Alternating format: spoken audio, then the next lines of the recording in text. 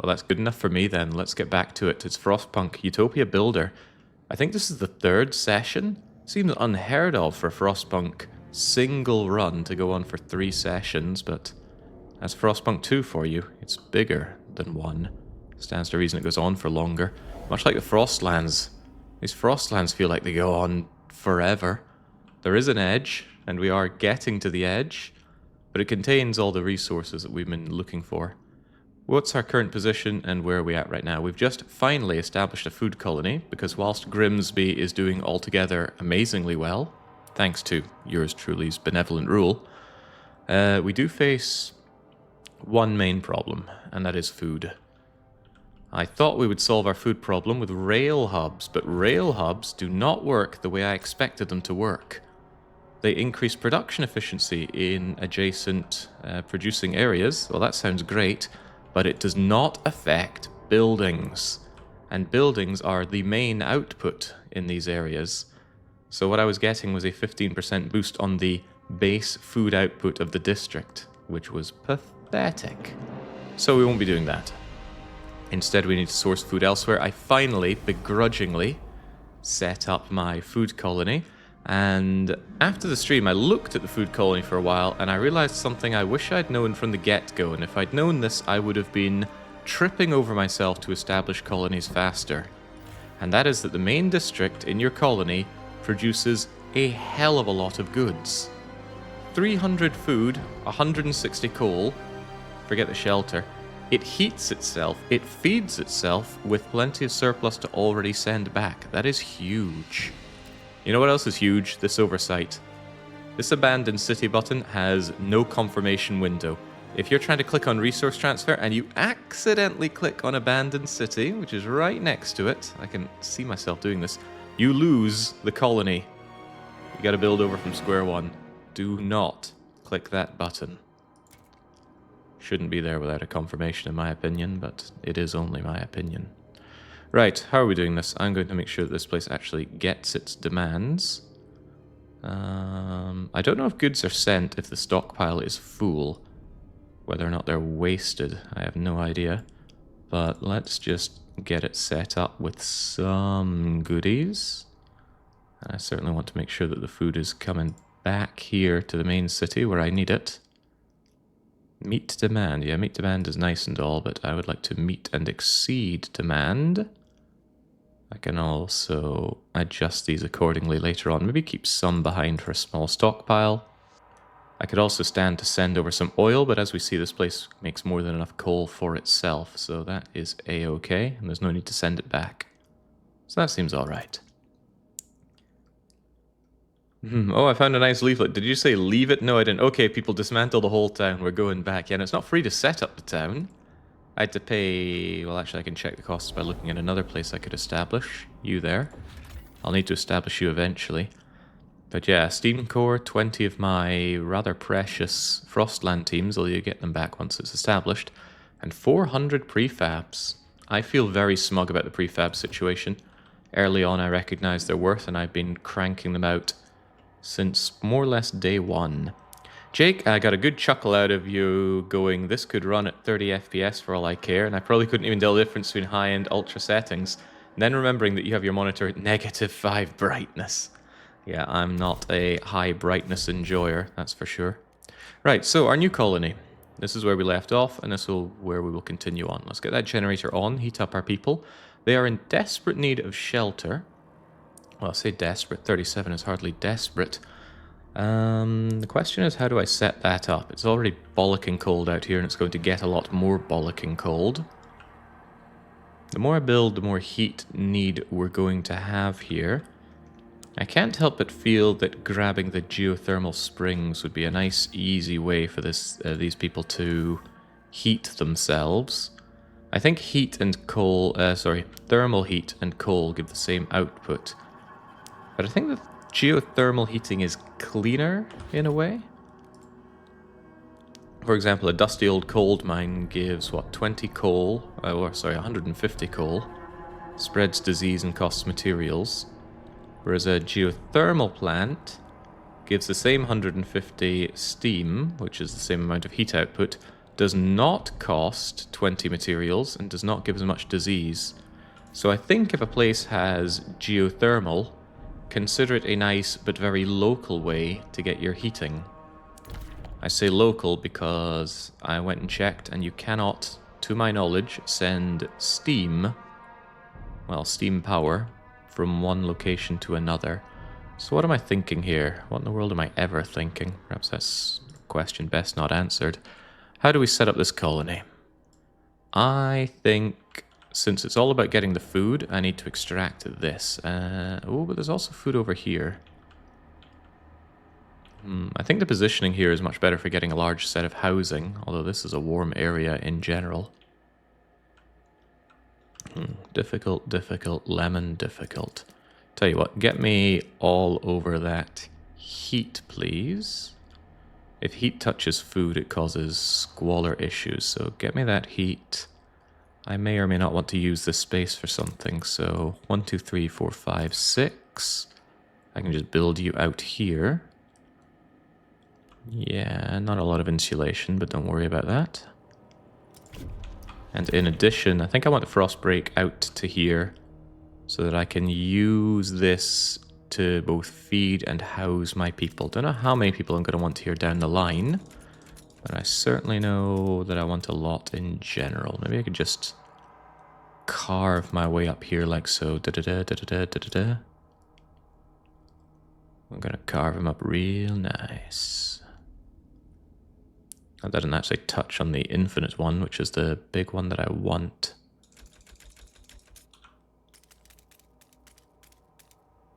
But that does even worse. In that case, could we go up like that? Yeah, but I don't even want this area over here. Trying to think of a design about how everything comes together. We can go dit. If people are only spending 2 areas and it's minus 20 heat, then that's fine. So I'm thinking da-da.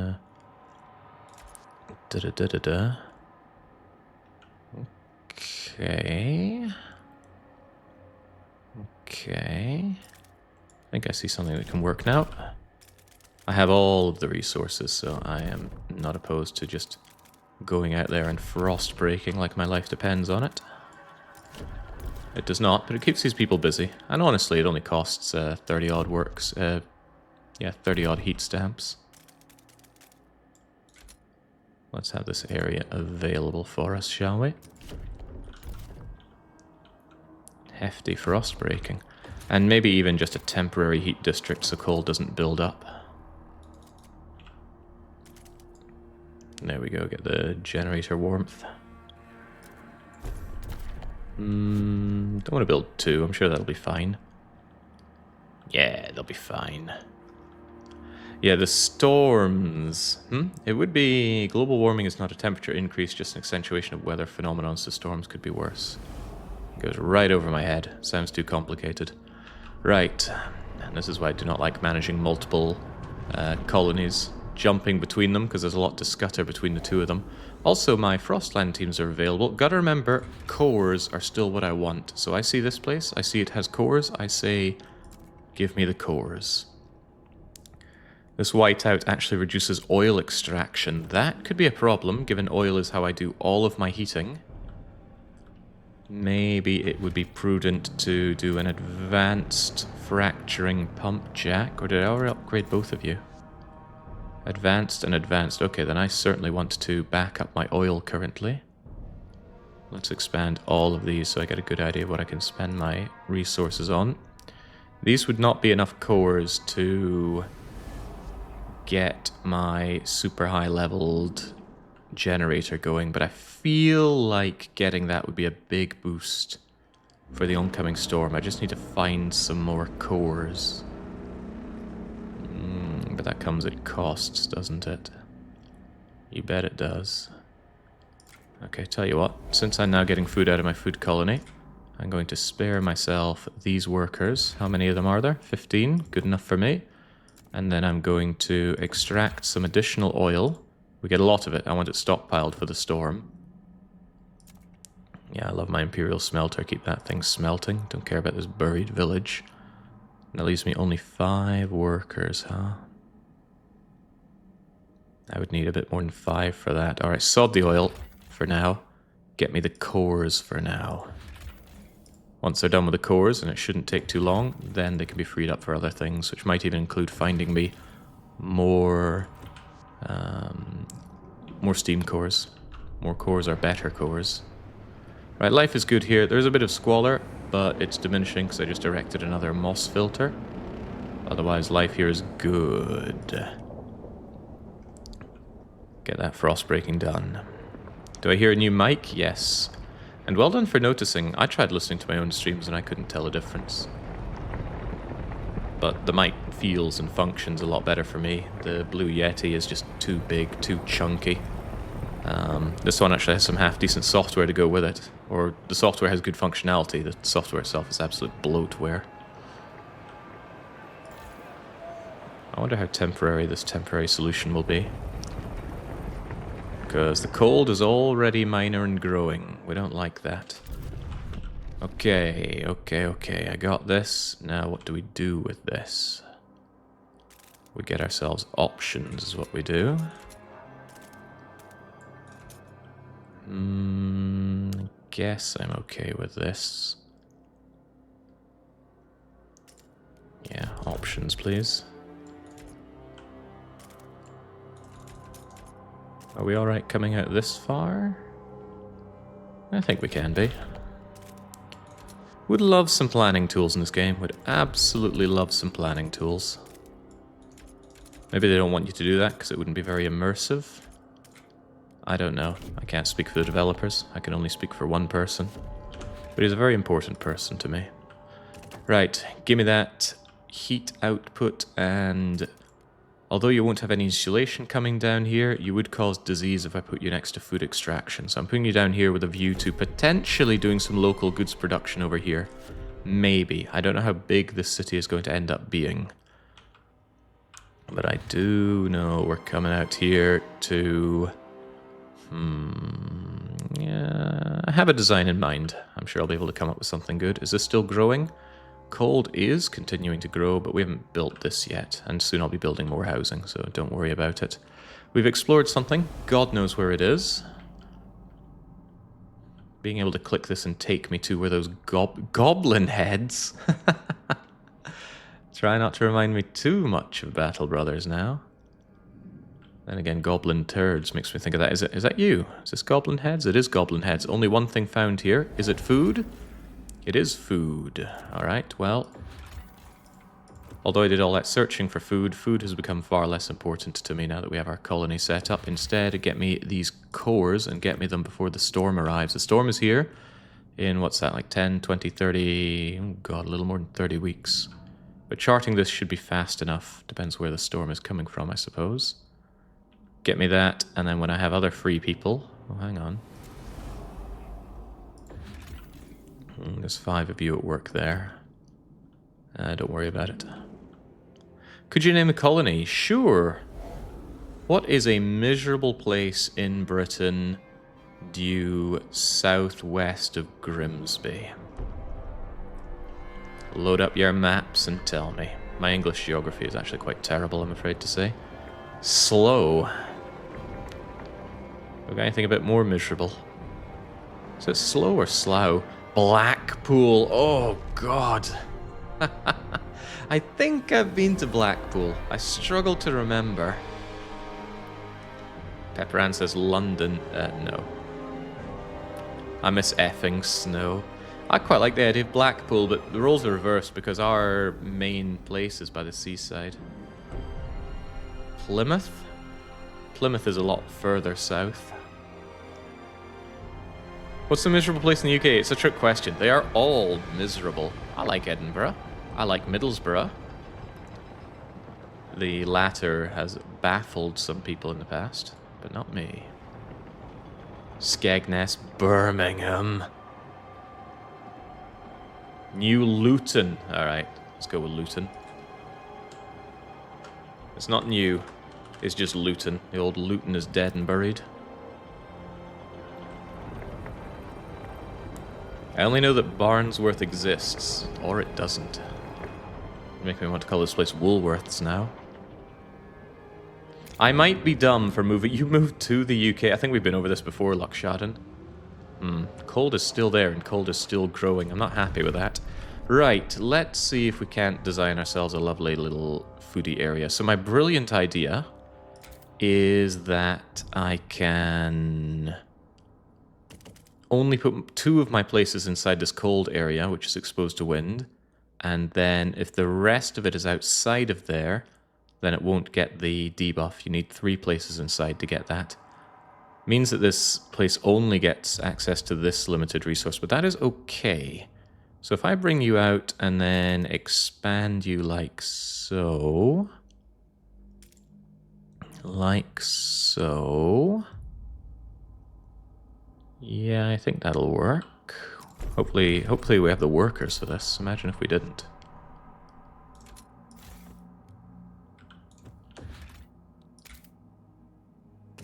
Yeah, because then I can do something like this.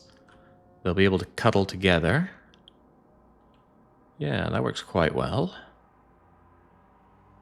Quite well indeed. Could I even get... Actually, no, that actually gets you the extra cold from being there. But that's okay, we don't need that.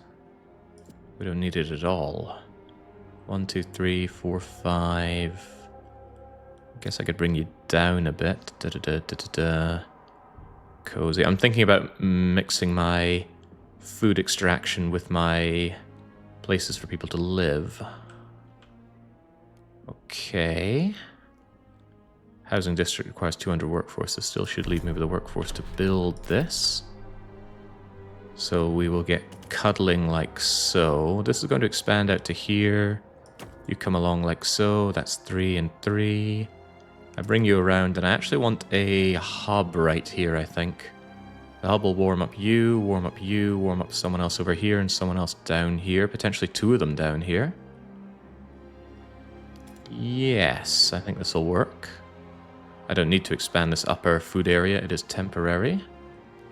So that works for me. I love that hub. So if I just slam a heating hub down here, it'll affect plenty. It'll affect more than plenty. Alright, very good. I'm happy with that, although it's using up a lot of my workers already. Telling me I'm going to want to move some additional workers over here. Not until we have the shelter all set up, though. Give it time. I think it's cool that it made such big changes. Risky and bold, but cool. I agree. I've seen a lot of people posting about how they just wanted Frostpunk 1.5. And yeah, that would have been cool, but getting something new, I think, is inherently better than that. Whether it's good or bad, at least it's something different. We're already in the age of the rehashes, the remakes, the demakes, the remasters, the remastering of remasters. How many copies of Resident Evil 1 are we going to get? I'm happy to get something different. I'm not happy about having all these Frostland teams sitting on their arses, though. Since oil is a looming issue with the cold storm coming in, please extract oil of the oil. The extraction rate's a little reduced due to not having a skyway here. In fact, this one clopping out 500. Wait, what? The oil that remains is 30 million. That'll last us 5 weeks. Are you off your trotters? This one has 110,000. This one has 30 million. Did this always have 30 million oil? Wait, what?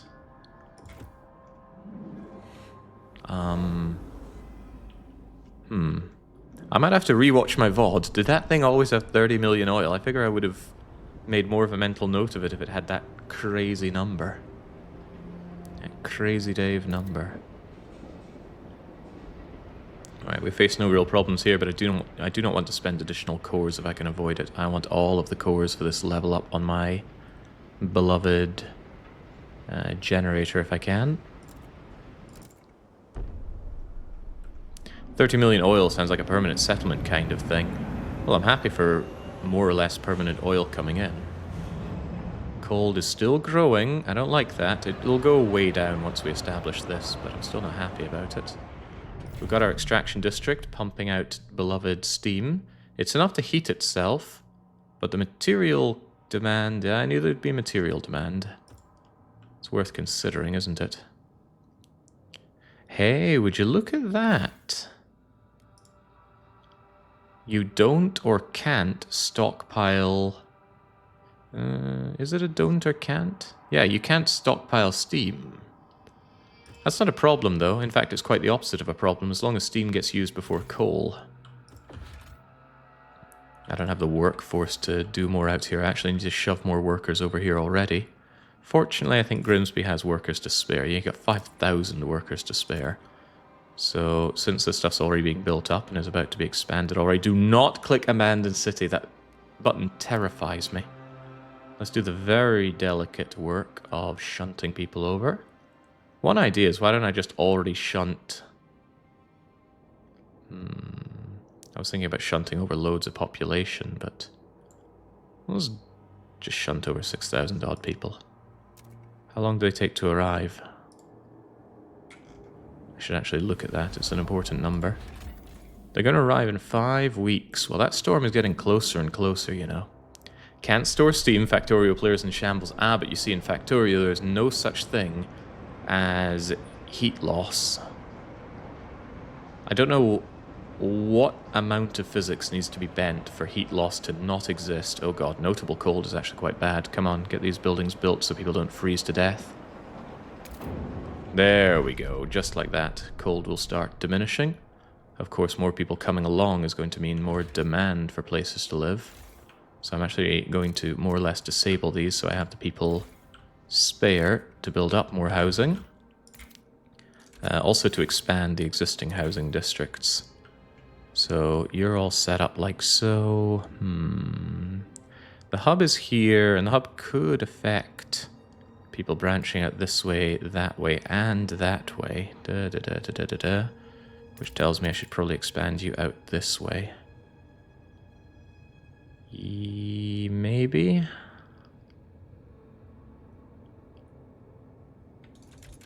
But you're already... oh wait, no, here's the heating hub. What was this space then? Why is there a space here? Ah, that's for you. Of course, that is for you. I can do something like, but not necessarily that. Weird that it doesn't take workers to expand a place. If I have you like that...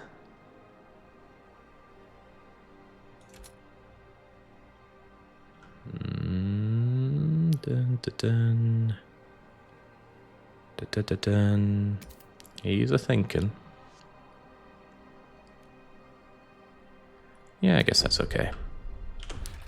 Just preparing for all the people that are about to arrive, and like I said, some planning tools would not go amiss here. I don't want you like that. I need you to be able to benefit from the heat here, so something like this works very well.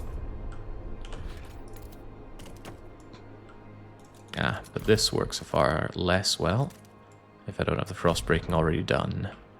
Keeps my people busy, and that's okay, as long as they output all the food that they need. They don't, you say? To shreds, you say? Alright, get that food done.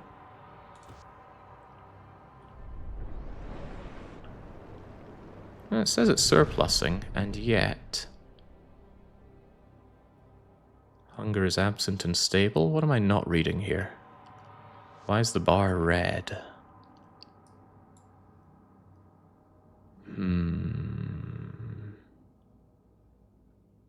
Why is it red?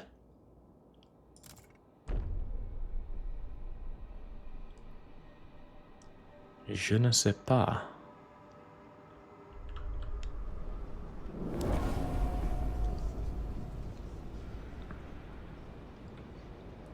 Better, why is it red in the wrong direction? I don't know, but as long as things aren't becoming a bigger problem, it's fine, I suppose. Just get all this built up, get the people over there, get them working. And I just freed up 10 people because of the cores, so let's try and amass as much oil as we can over in Grimbo. Oh yeah, that's good. That is real good. In fact, in 10 weeks I'll have oil, all of the oil I could ever possibly want. Imagine a society built on technological advancement. One-upping inventions. I could be living in the city that pioneers effort. Yeah, good for you. I'd love a way to disable those kinds of events. So any ideas that we're still lacking? I think we went through this and said we have essentially everything I could want.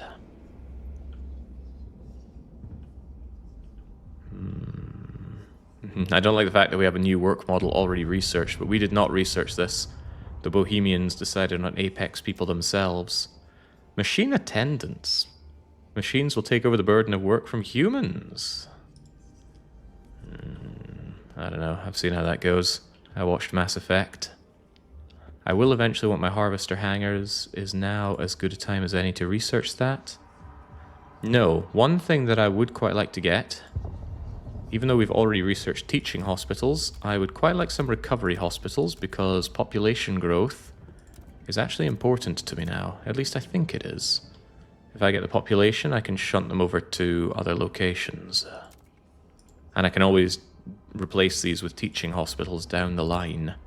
The lords are skeptical to me, so perhaps if I research their idea, they will understand that I've got their back.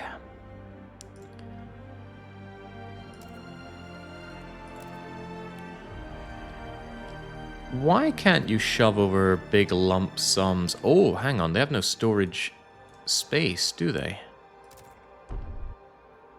Yeah, it looks like these new colonies have absolutely no storage. Yeah, no storage at all.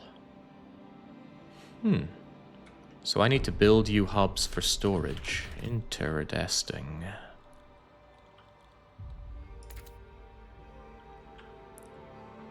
So I could actually put down a fuel stockpile here. And a materials stockpile here.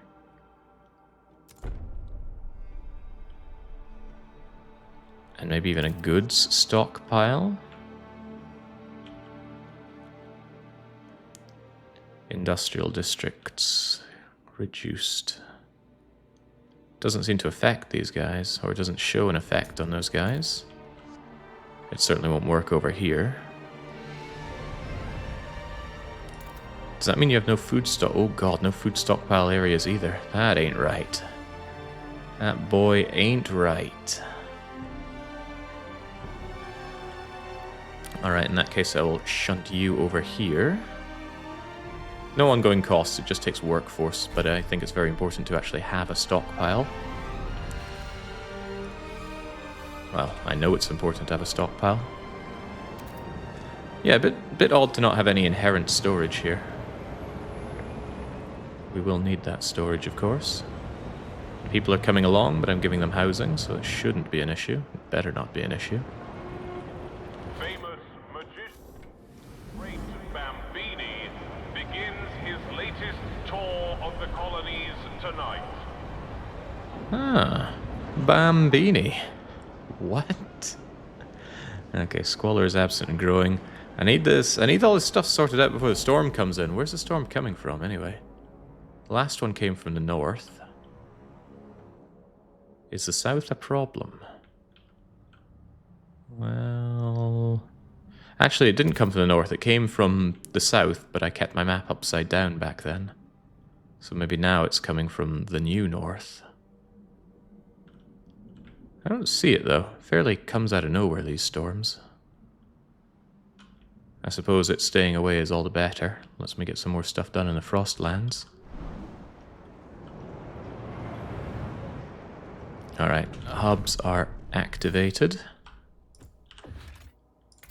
At least some of them are. It looks like you can only get 2 stackings. No, this only affects industrial districts with the goods. Right, but it's still probably a good idea to actually load it up with goods for the storm. Question is, where am I going to have a goods district? The answer is probably here. If I ever have one, it's going to be built here and hugging close to you. Which speaks well to putting you over here. Yeah, because then I can have 3 here, 3 here. They can both come out and touch this, right? 1, 2, 3, faffing off over there. 1, 2, 3, faffing off up here. So yes, I want to be able to get myself materials, fuel, There's my stockpile. And then suddenly this is no longer looking bugged out. And it should also mean that I can transfer over a lump sum. Yeah, there we go. There we absolutely go.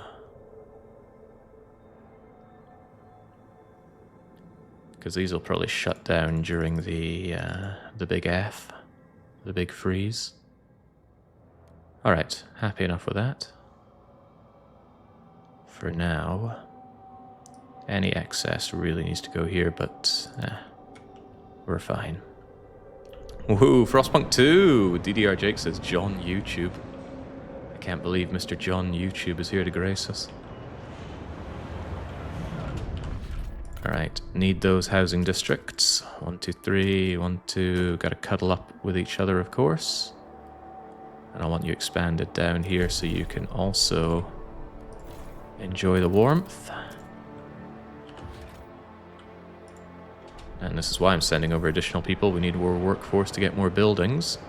Rapid expansion. The colony population does not grow, though. Not unless we make it grow. That's worth keeping in mind. At least the map isn't Australian anymore. Good afternoon, Mr. Jake, says Noob. Mr. Jake was my father. I'm just Jake. The run looks like it's going pretty well. Oh yeah, it's gone really well from the start. I understand some people might think that the game is looking awfully easy based on that. I don't know what to make of that personally. Didn't count on this, did I? We're actually infringing on some food resources here, and you can't actually build over resources until you've extracted them. What does this mean for me? What it means is that I should probably extract the food. We still get warm from doing this. You cuddle up together, it keeps you busy, sure, but this is meant to be a food colony, so that's fine. What's not fine is that lack of shelter. How do we solve the lack of shelter? Do I build more housing areas? Or do I build some housing blocks? Housing blocks cause disease, but let me think. One housing district's coming down to give me 22 more spaces. This one's being expanded for another 5 or so. I think a single housing block will go a long way. Although, yeah, they do come with heat demands. And it's also worth considering that these yeah, you know what, I can tear down the housing block down the line. But if I'm having that... No, I'll have the blocks available if and when I need to add issues with squalor and disease. We have the materials to make that a-okay, so I'm not worried about it. You, on the other hand, I can rather happily expand. But I'm going to need the areas in which to expand you. Feels good being able to just do frost breaking whenever, wherever. I am the bad man now. And when we can, we'll make sure you don't have good needs, because good needs hurt my heat stamps. Okay, I'm fairly satisfied with that. Let it be. Let's keep our eyes on Grimsby and, of course, on our scout teams. We have 38 cores, with, I think, one more coming in, so let's say 39. I hope I can get up to about 42 or 43 with getting these, because that'll allow me to upgrade the generator and have a little leeway on the extra buildings that I need to do. What does frost breaking do? You can't actually build on areas until they've been frost broken. You start out with a very small area around your initial generator that you can build on, but beyond that, it's all nebulous like this. And that's where frost breaking comes in. You carve your way through, and what you carve out you can build on. Also, I didn't notice this, but we've actually got a wee sheltered area down here, don't we? Doesn't show up much, but shelter from the wind here makes a warmer area. We never made use of that, because I didn't see it. How could you see it? There's nothing to see. It doesn't have the outline that this does. Madness. But we embrace a lot of madness around here. We're also seeing a lot of unused areas. Alright, well, when I get this new hospital, I'll probably build quite a few of them. We have the space for a lot of people, and now that we have the food, we're able to support a lot of people. I am very interested in the late game in this, however. Are you going to have to do a mass sterilization program just to stop you from having too many people? It's possible. Anything's possible. Okay. So, where are those hospitals? There's a little sub-menu here for the different kinds of hospitals, but yeah, I want a recovery hospital to aid population growth. Put one here, put one here, put one... Gosh, I don't have a lot of space for added buildings, do I? There we go. Put 3 of them down just to aid my population growth.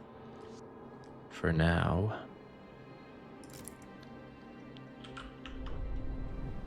Another day, another glorious submission to the Bohemians. Well, these hospitals are not a Bohemian idea. Currently extracting food from you. Not a whole lot, but at least you'll be done in due time. I'm looking at my 10 free scouts and trying to think what they could spend their time doing. Once these have been explored, which won't take too long, I'll be able to extract whatever is there. I think the best thing they can do is just aid my food amount, especially since I'm currently oil maxing. Am I oil maxing too much? Almost. I'm almost fully tanked up on oil. But surely that's a good thing. I'm also unsure if this oil extraction also applies to oil liquefaction. Could be that having access to liquefaction is a way to bypass this. Exposed oil will gel in the pipelines due to the temperature drop. How much temperature drop does it take to gel oil? Heavens knows. Wow, there's 1 million food here? Okay, I should have been paying more attention to the amount of resources I have out here.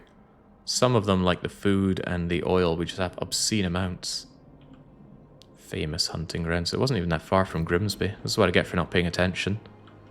But a saying I quite like is, who pays? And I guess that extends to who pays attention. You there, you have totally extracted everything very soon. As in now. So away you go. Give me back my legions, or in this case, my district. Food colony is looking okay. Minor cold, but diminishing. Are we just barely scraping by on heat? The stockpile is stagnant, my lord. Well, that's exactly what we have things like deep geothermal plants for. They need a core, though. I am not okay with handing over a core. Not for a small amount of steam increase, so have that and expand yourself. I guess that's a fine enough way to expand. Yeah, that'll do nicely. Otherwise, though, we have almost plenty enough shelter, especially with this thing being built up. And I'm going to want to send you those goods. Not only do I want to balance things out... Wait, how is that balanced? It's not balanced, game. What are they basing balance on? Perhaps the less we know, the happier we'll be. Gotta click a lot on this, can't just hold it down to move it. Send them over a lofty stockpile of goods. Oh wow, I didn't have that many goods to spare. Balance this out as... what? Well, I guess that's okay. That is not okay. Boy, where are they getting these numbers?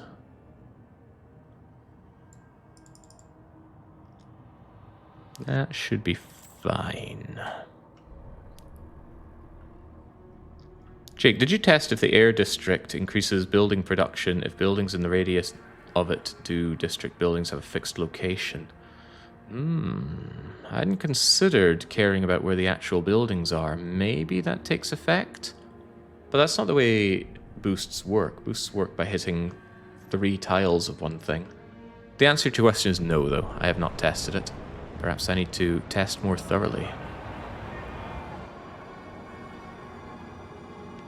Is the updated weather timeline affecting this run? Updated weather timeline? I don't know what you mean by that, Christopher. What are you moaning about over here now? There's change in the air. It hangs above the council hall. We've only taken a few small steps away from our old traditions, but every great change starts with a single step. People like my reasonable zeitgeist. I'd like it if I could find a reasonable amount of cores over there.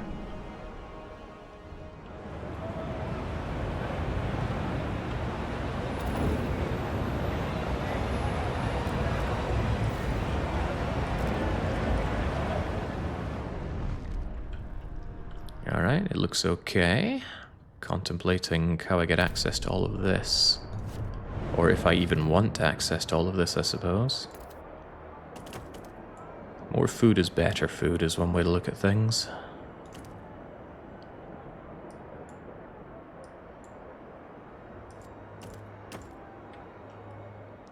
That almost benefits you. 1, 2, 3, 4, 5, 6, 7, 8. 1, 2, 3, 5, 6, 7, 8, 9. You can still be expanded a bit to go a little cozier with each other. Yeah, more output, more better. Although more heat demand, not more better.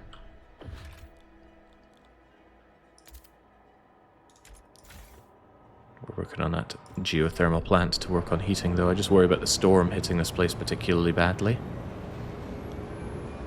Adjusted weather timeline for Stewart and Captain difficulty levels. Slightly reduced the additional trust across all difficulty levels and a few other things. Oh, what? Was there a patch? When did the patch drop?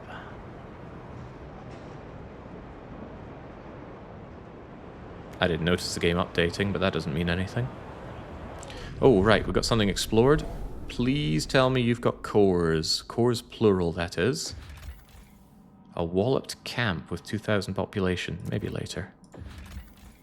Cores, plural, that's what I'm talking about. 3 cores, easy money. We'll be able to get the generator upgrade in time for the storm. And that, I think, is a big deal. A real big deal. Meanwhile, I'm still left with some people sitting on their idle hands. And my food situation still is not marvelous, so... get grabbing all the food you can out there. This is another thing I wish was easier done from the menu to the side here, rather than clicking on every individual thing. Especially since it's not clear which ones take 5 workers and which ones take 10.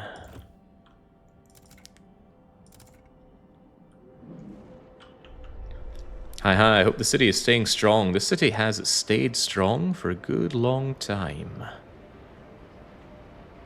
There we go, population rising quickly. Might be a problem down the line, but is not a problem right now. Materials production, huh? Every citizen is entitled to a monthly checkup at their local recovery hospital. Don't wait till it's too late. Something I could consider is working my way towards these additional endless amounts of materials. Just make sure that the material situation is entirely solved locally. And I think given the resources that I have, it would be foolish not to at least ice break over towards here.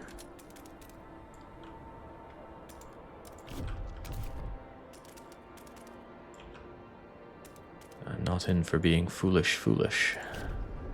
Although it's a little awkward doing this because of the sheer slope we have here. And yes, we can build on these sheer slopes. And it is quite funny as well. Feels good to just do mass frost breaking like this after our early problems in the run with having extremely limited frost breaking capabilities. But now we have all of the money.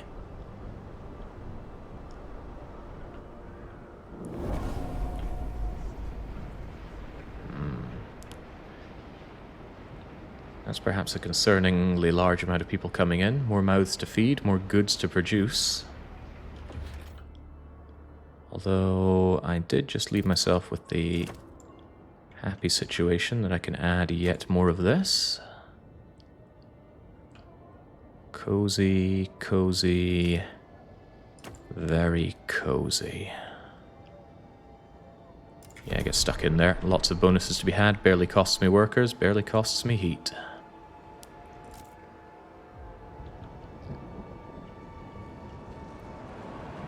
Did you establish the food colony? Yes, I did. And I undervalued these colonies a lot. They inherently produce a huge amount of goods. Did you always produce 370? Oh, that's heat. But you do 160 coal. Of note, I cannot upgrade this generator. Some kind of flimsily put together temporary generator, so it doesn't get that bonus output from oil, for example. But that's all the more reason to have our output from this wonderful steam. So another geothermal thingamajigger here, pretty please. And that should more than solve our heat problems, even with the big frost coming in. Because it only, I mean, sure, it lowers our overall heat, but not in an insurmountable way. I want more of this taken care of. I shouldn't need to care about things like hospitals around here for population growth, but if crime or squalor or any of these become a problem, it can be worked on. Shouldn't need additional hubs here either. I'm thinking this is all right. What map is this? This is just a colony here. The map we have here, I think, is map number 3. What's map number 3 called? It's Broken Shore. That's right. Broken Shore. I actually made a list of them. So number 1 is Windswept Peaks, which I think is just a normal standard map. Number 2 is Fractured Gorge, which is an awkward small map. This is a Broken Shore. Horizon is like the flats in Frostpunk 1, seem kind of big and boring. Number 5 is Crater, which was the New London map. Number 6 is the Dreadnought map. And number 7 is Hanging Rock, which is the Winter Home map. More than a little interesting. Oh, hello. We're actually full on oil. That tells me less of this, please. Being full on oil seems like a good place to be. But what do I do with all these spare people? James, I'm drowning in resources now. Get me some more of the materials coming in, of which there is a finite amount there. And otherwise, probably start getting me the rest of this food. It's too late to do any exploring. The storm is on its way. Is that true, actually? See, if the storm is still 10, 20 odd weeks away, if there was a short bit of exploration I could do, I would say Broken Mountains, but that's already done, isn't it? Yeah, 23 weeks is probably a bit too much given where the storm is. 21 weeks, 22 weeks. It's tempting to try, but I think everywhere is... Oh, well, hello. Let's try our luck with these hills.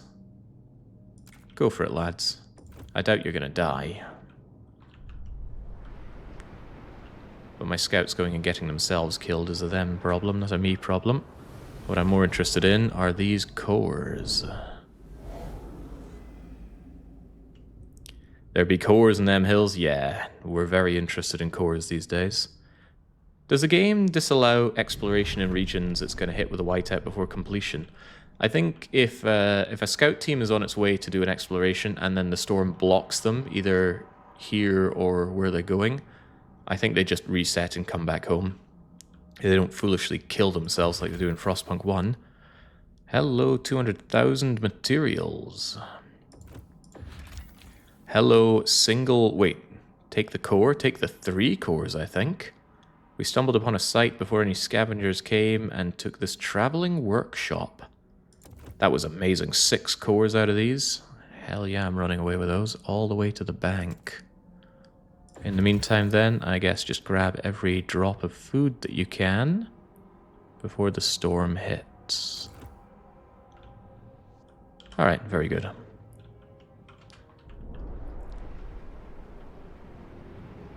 Yeah, the colonies are strong, but I don't like the scutter jumping back and forth between them.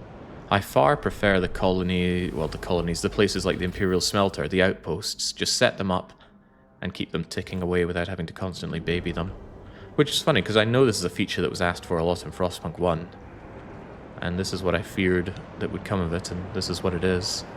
Fortunately, though, you don't have to do this if you don't take the Colonize a Frostland ambition. It's just that we went with random ambition, and this is what we rolled.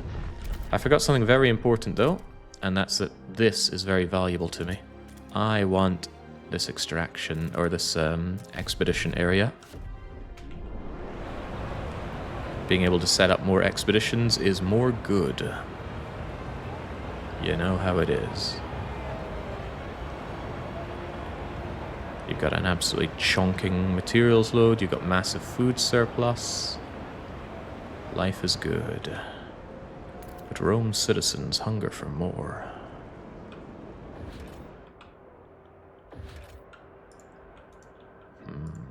Contemplating what can yet be done.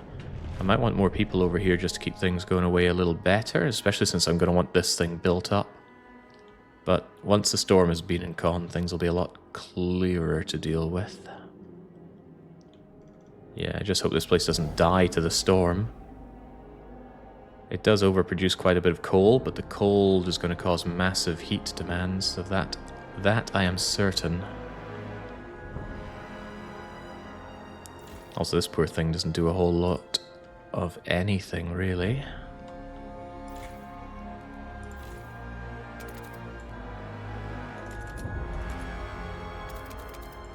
Gonna have you wrap around to hug your friend and to allow for a bit more capacity. As for you, I want to expand you as well. You already hug 2 other districts. I want you to kind of come along here, but I don't have the workers to expand that, funnily enough. I didn't know that. I thought Colonize of Frostland would be there in every Endless run. Have you checked what else there is? Yeah, there's one to just make a big single populous city, and there's another one to... I forget.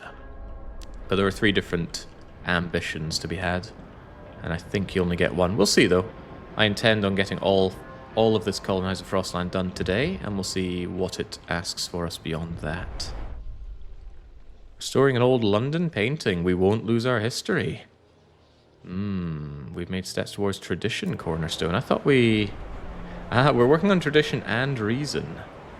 I wonder which will come out on top. Merit is clearly beating equality, and adaptation is clearly beating progress. But it's nice to see that they're not either ors. You can work towards both, although what you get out of working on both, I'm not entirely clear on just yet.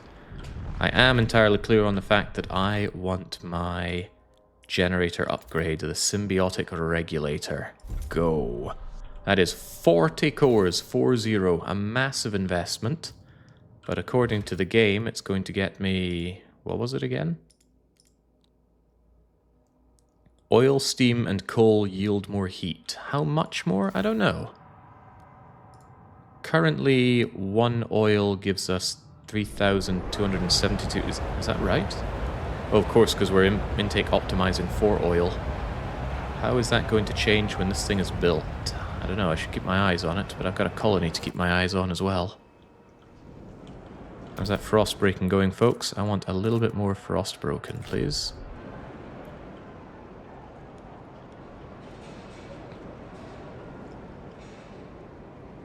Hello, how is Frostpunk 2 so far? Would it be worth buying or waiting for a sale? If you're interested in the concept, I'd say just go for it. If you don't particularly like painting districts instead of individual buildings, that could be a turn-off for you. I've seen people describe this as something like Frost City, Punk Lands, or some amalgamation of SimCity or Skylines with Frostpunk. And it is less intimate, but mechanically it's quite sound.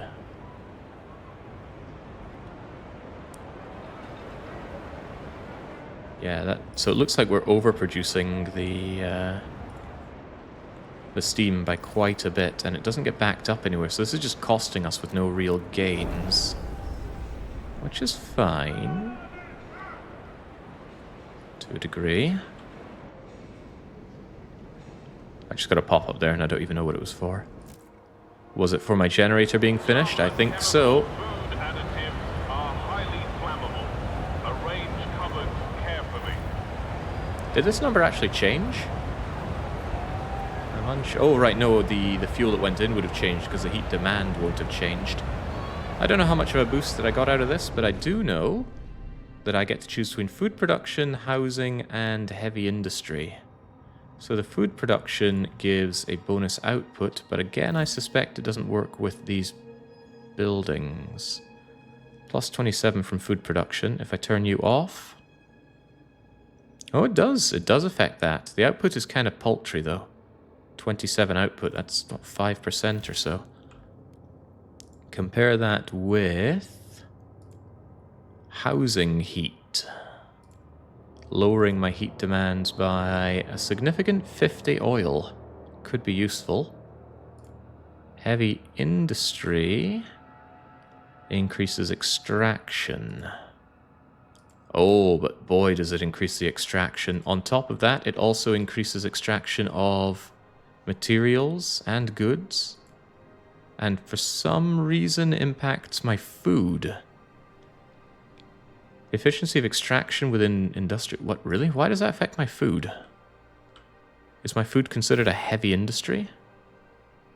There's no way that's intended.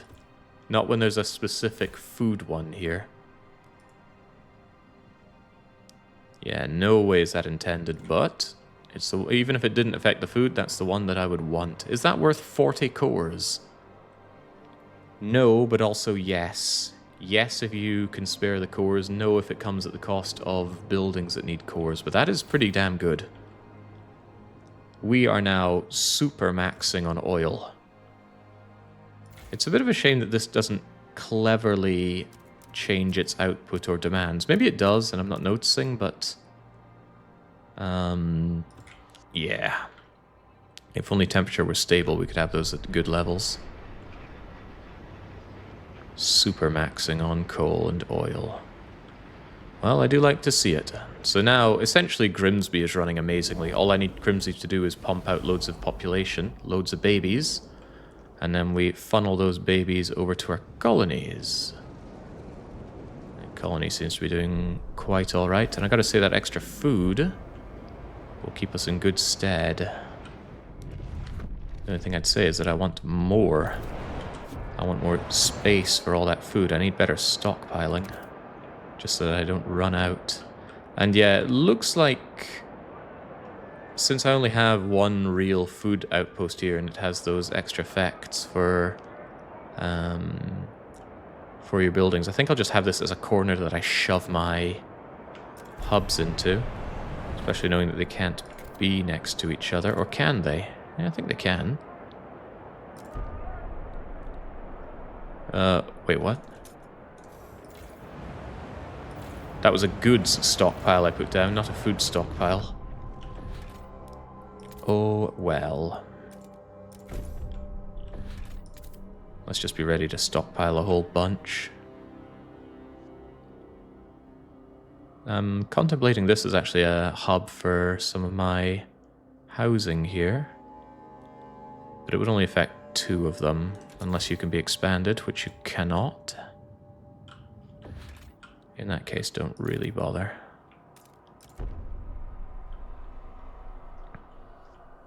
I was a little hasty there. I could have put you down next to an extraction area. But I won't and don't have a lot more extraction stuff going on.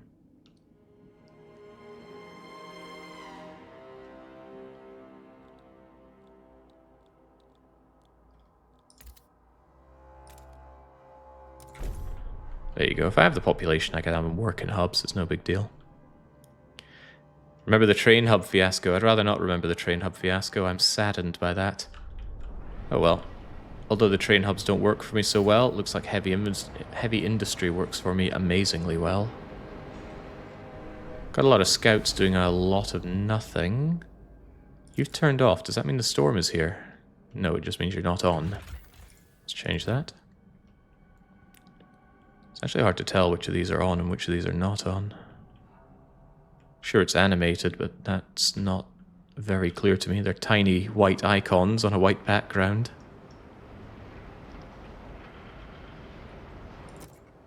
Alright, all is well. Once this storm is over, I reckon we really hit the ground running and we tear the place apart. That materials surplus. I wonder about you. Since the cold is just about to hit, let's make sure that all of you do not hit that button. Let's make sure that you are just tanked up on goods here. You're going to be fine on the food, that much we know, but let's make sure you've got yourselves tanked up on goods. I don't mind this place being very low on goods. This is the goods producer. Although I like the idea of these places being somewhat self-reliant as well. Just in case you end up with coal problems, have a little bit of extra coal. Do not take oil. I don't want to burn oil here.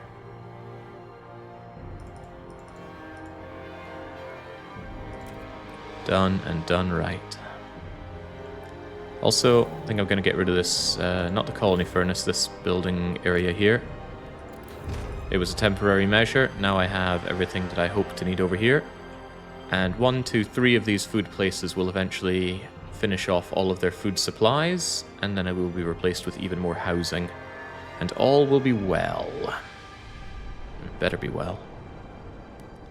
Yeah, there aren't any pop types, it's just population, of which we have a percentage which work, Hearts of Iron style.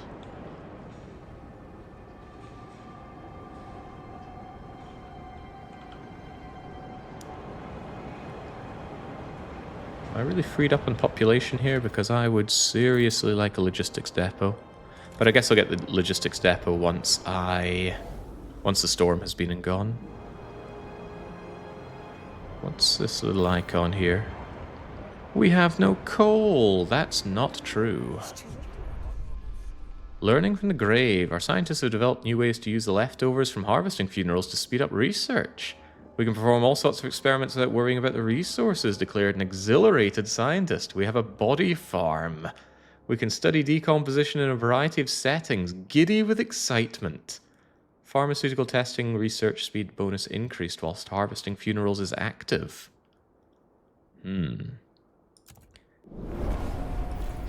Should I be worried about this? Well, I'm not worried, but maybe I should be.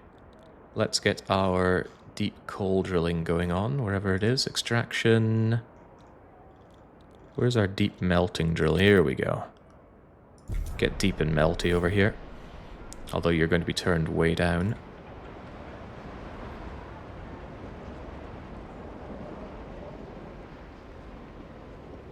At what age do children join the workforce? Well, that's a question you can answer yourself. You see, we have 33.8 thousand people. Let's just round it up to say 34,000 people, of which 77% of people work. Assuming in this horrible environment, people generally die at the age of 60. Does that seem about right? Let me think. What do you think is the average age of death in the early 20th century? And then maybe chop off 10 years for these conditions. At what age then do people join the workforce if 77% of people are working?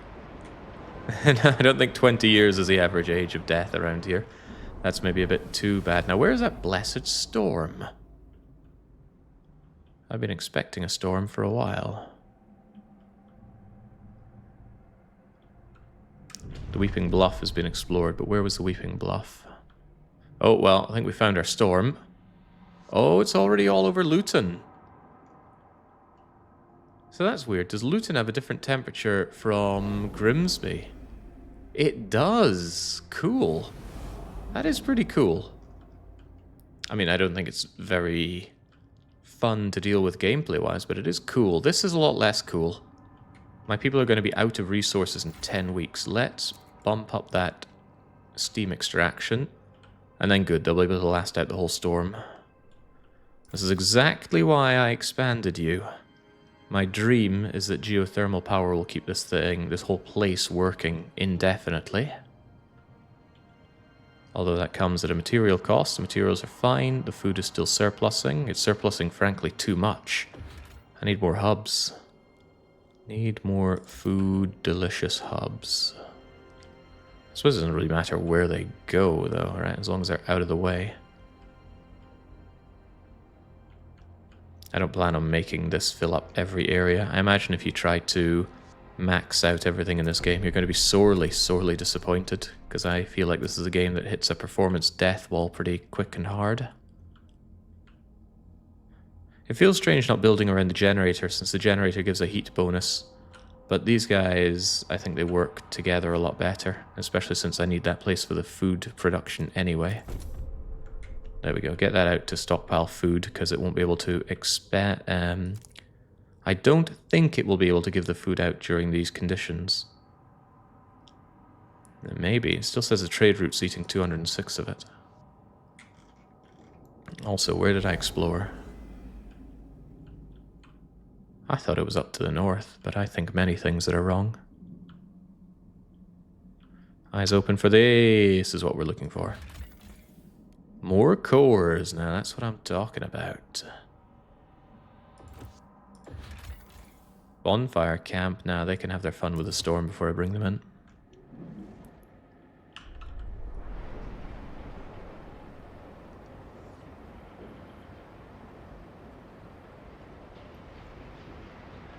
Alright, life is good. Unless you're a machinist or a lord, and you're pretty skeptical with my rule, but that's okay.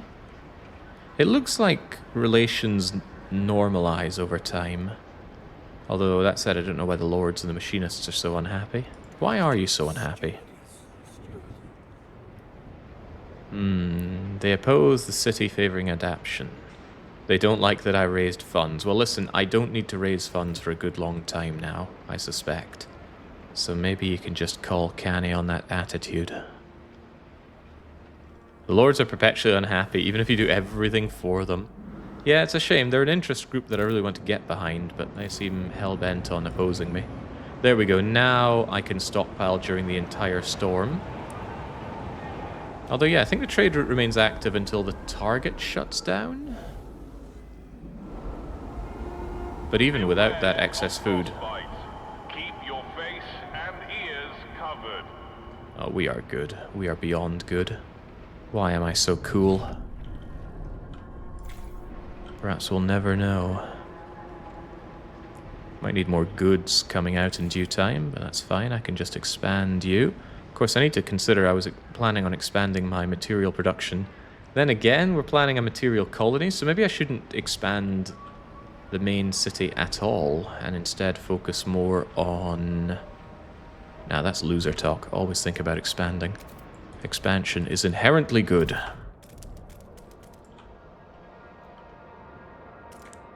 This city was not funded on losers. Get more goods production, get more ability to expand my goods production. We do still have, I believe, some spare slots for more.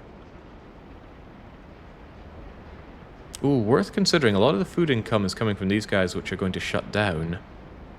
Maybe. It's not quite as trivial as I thought. Since I know you're surplusing, Luton, send excess food over to Grimsby. There we go. Thank you kindly.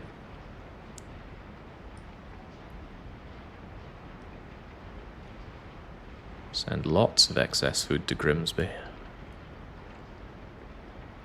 Meanwhile, I will also give you all the materials that you need, and we're good on goods. Good. I still have a bajillion coal as well, so fill up your coal piles. I finally got into this game, and I vastly underestimated the debuffs from lacking even a tiny bit of heat, says Select Cheat. Well, there was a reason I was agonizing over the layout of my start of the city. Notice that we did not use this entire area around the generator, because although we do get a generator buff, it struck me as far more important to huddle around over here. There was squalor, because this was also early on where we extracted a lot of coal, and my industry, my heavy industry, was over here. But we all huddled together with this heat hub as well, just to squeeze out every bit of heat, because the less heat I needed to use, the less coal I needed to produce, and that allowed me to focus on prefabs, goods, and heat stamps. There was thought that went into it. I didn't just click my fingers and a beautifully master-crafted city appeared. I used that ginormously heavy thing between my ears. And it was working a little bit overtime on designing this city. I'm happy with what I made, though. I'm certain you can make much, much better.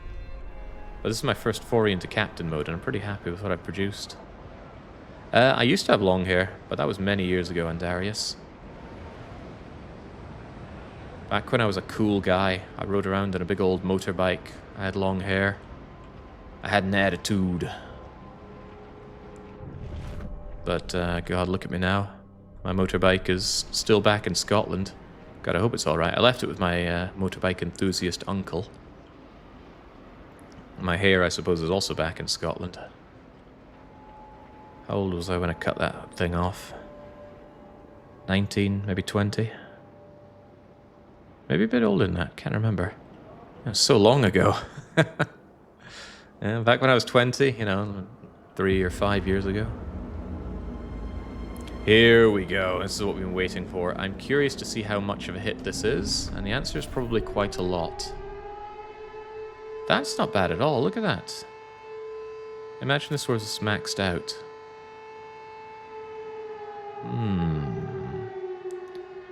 We're only losing, let's say, the base amount of oil coming out here is 515, so we're not even losing half of that from the bad thing that's happening. And on top of that, we have a lot of bonuses. Labor oversight and heavy industry focus is single-handedly upsetting that.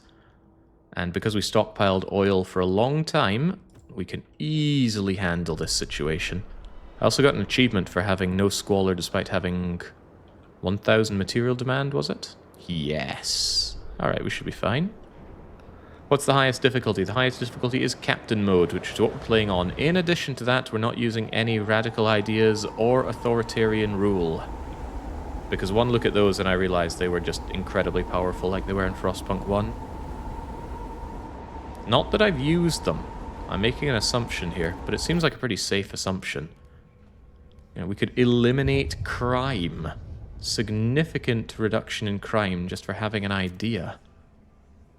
Or reduce crime and also execute people. My immune guards. Procreation. Birthing program. Disease down. Population growth up. The Bohemians are really interested in sex for some reason. The Overseers. Mandatory procreation.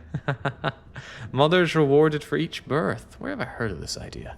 Maybe we could print them out some medals. There was one particular law, or radical idea rather, yeah, this one. Abusive amounts of oil. My goodness, that looks good. But, like I said, I'm not interested in doing radical ideas in this run. In addition, the Captain Rule laws. Martial law, the militia, I think this one gives you a lot of guards around, but the guided voting seems incredibly powerful. And it might look difficult to pass, but I actually think that it's... I don't think it would be that hard. You just need to grab the people that are opposing you.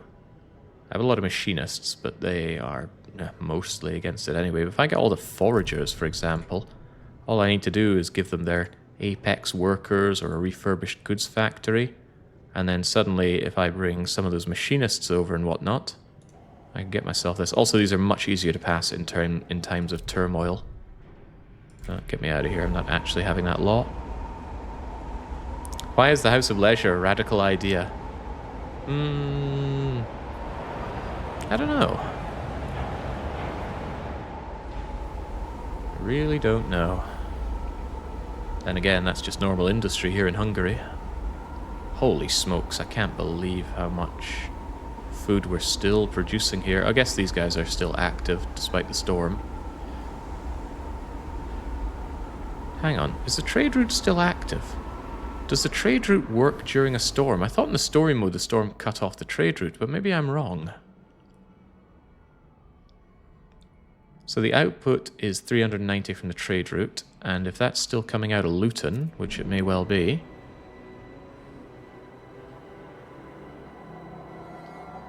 Yeah, it is. Okay, so trade routes along, I assume along skyways, persist even during the storm. As we discovered, our Imperial Smelter also works during the storm because we fully upgraded it. It did say it wouldn't cut off with one of the upgrades, though, yeah. So that's actually quite nice in terms of having things function more or less indefinitely. So this does seem like the kind of game you could make a perfect Hansa in. It's not the kind of game I think I'd be interested in perfect Hansaing, though. Doesn't seem to be a lot of payoff for doing that. Maybe a performance death to face. I like the order dudes. First I demand heat stamps from the other camps, then I boot them. Then I take the free guards and I punch them for stamps as well. Nod, nod, yeah, that's what I'm thinking. The heat stamp economy would be solved through authoritarianism. An extreme wind burst is incoming. Shelter in place. This might look like hell for some people, but I think it looks really cozy. Probably wouldn't want to be under this thick black smog, but let's look at Well, there were elements of it that are cozy. I don't like the tight city formation stuff. But minus 110, winds blowing, you just sit inside doing nothing. There's work to be done in my cities, but we can get around that. Kinda wish most of the road lights went off during the storm. If it did, we'd have pretty much nothing to look at, though, and that would be sad. Right, I need you guys to stop overproducing food. It's getting ridiculous. Also worth noting that if oil were truly a problem, we could also shut that off.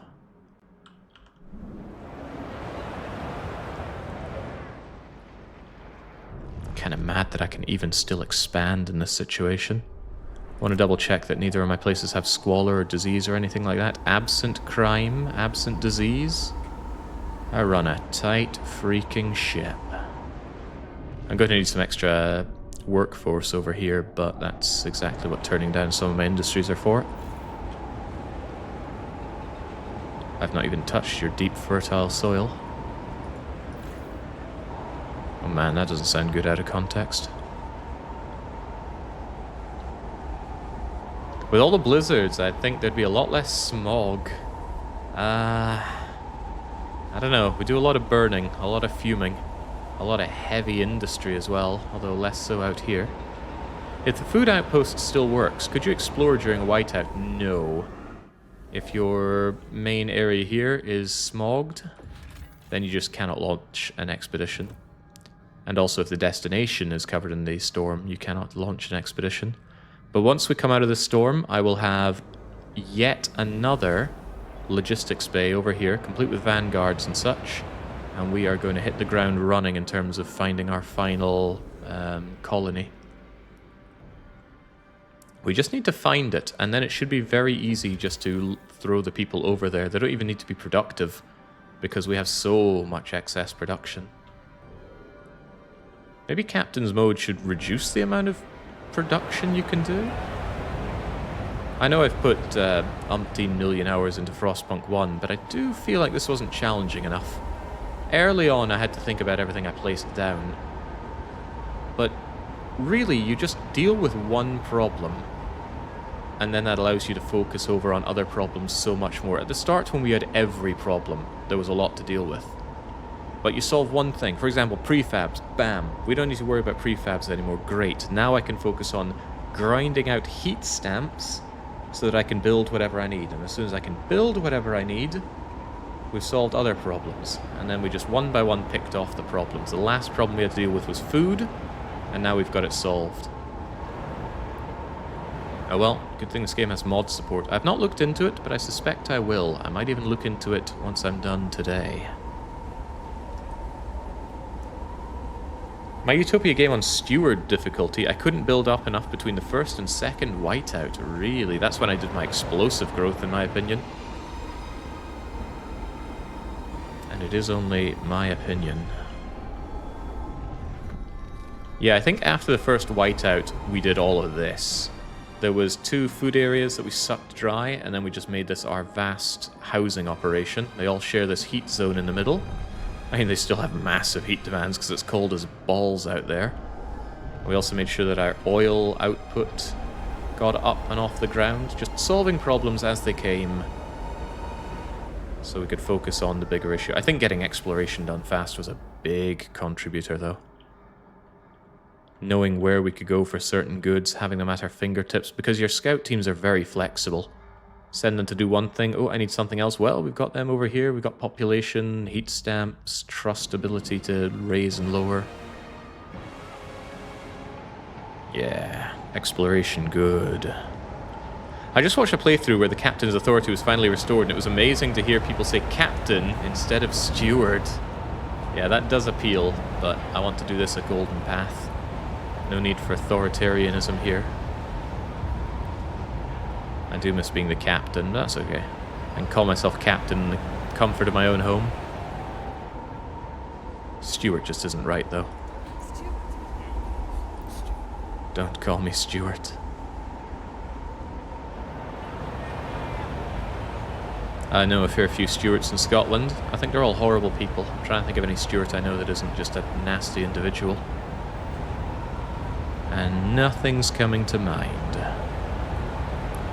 It was an inspired choice to build up the oil stockpile, though. If I didn't have the oil, what would I be doing? I would be liquefacting.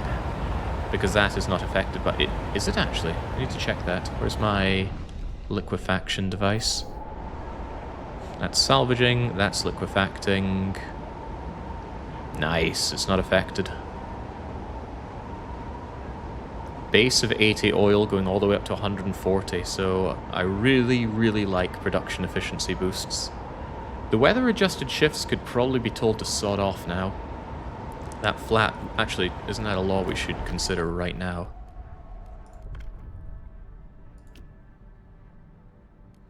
I'm still happy with productive outsiders, although we could bring in a lot more population.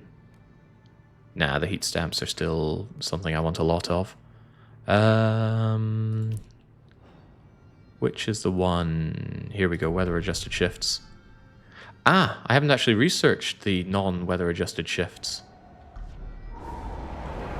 Well, let's put a change to that, shall we? Not maintenance duty, not labor organization. What was it then? Probably heating. Upgrades, liquefactors, insulation, coal mines, efficiency, worker shifts. Alright, machinists, you're skeptical, so let's go and work on that skepticism. 4 weeks. I think we brought this down from 10 weeks to 4, or maybe even 17. And I don't mind a bit of squalor. Squalor we can deal with. You haven't researched slave labor yet? How dare you? Why do people keep trying to paint me as a monster in this game? We could certainly do some jiggering and pokering with our districts to squeeze more out of them, because we have excess shelter. But I don't feel like it, and I don't feel that there is a need to do it. This storm will kowtow to us.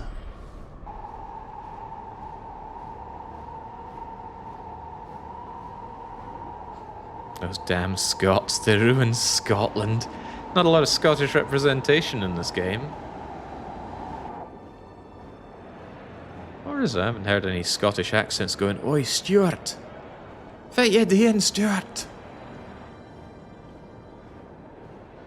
Then again, maybe they're all just back in Inverness, not realizing that anything has changed. Okay, wow, this is tight.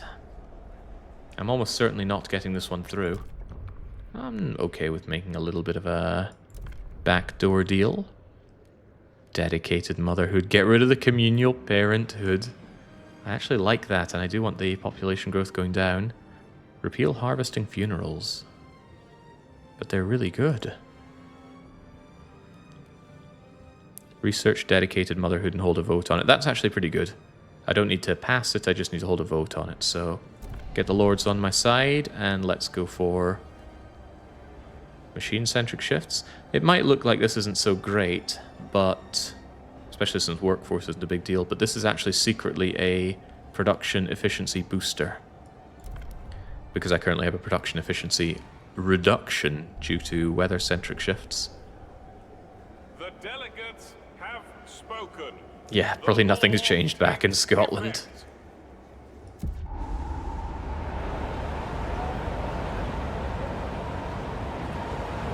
Alright, lovely jubbly, although that does increase... I think that actually significantly increased heat demands. Your council has voted. Somebody's asking to see new Luton. It's better than the old Luton. It's got the heat that'll last for the rest of the storm, no bother.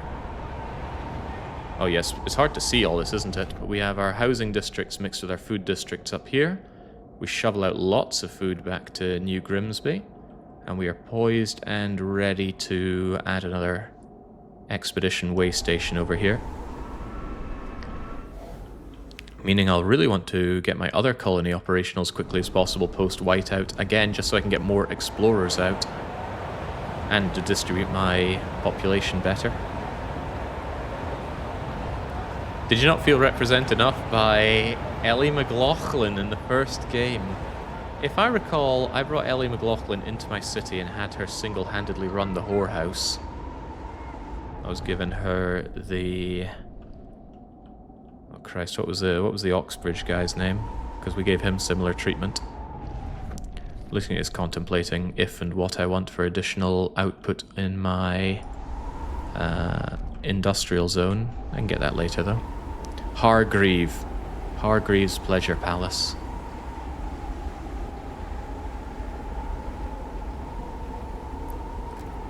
Alright, let's get you dedicated motherhood. Communal or dedicated? Well, lords, I made this agreement with you, so on you go. Overseers are now really favourable. Jinx. They pivoted on that fast. The cogs are oiled red too.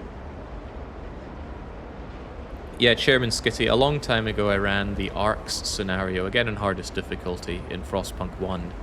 And we actually managed to save the life of the guy that came over from New Manchester to tell us how the whole city was dying and all of that. And I saved his life. Saving his life entailed giving him a prosthetic, which we had, of course. And, I figured it would be nasty of me not to get a favour out of him for that. You know, he'd always feel in debt to me. He'd feel bad about not repaying that debt. So I preempted this opportunity, and I made a whorehouse, and he alone ran the whorehouse. For, what was it, 45 Oxbridge engineers. A bit of slap, a bit of tickle, but he gave service with a smile. I would probably be the most hated person by Jake due to my mixture of blood. Don't worry, I'm sure you'd make a great appearance on my mantelpiece. Hard work is its own reward, and it was. Poor Hargrave. Yeah, he got to live, though. And I suppose he was still grateful, because he didn't have to be in Manchester. I've been to Manchester, I think, once in my life. What a miserable place. Knowing that we can transfer goods even during whiteout tells me that... Oh, never mind that.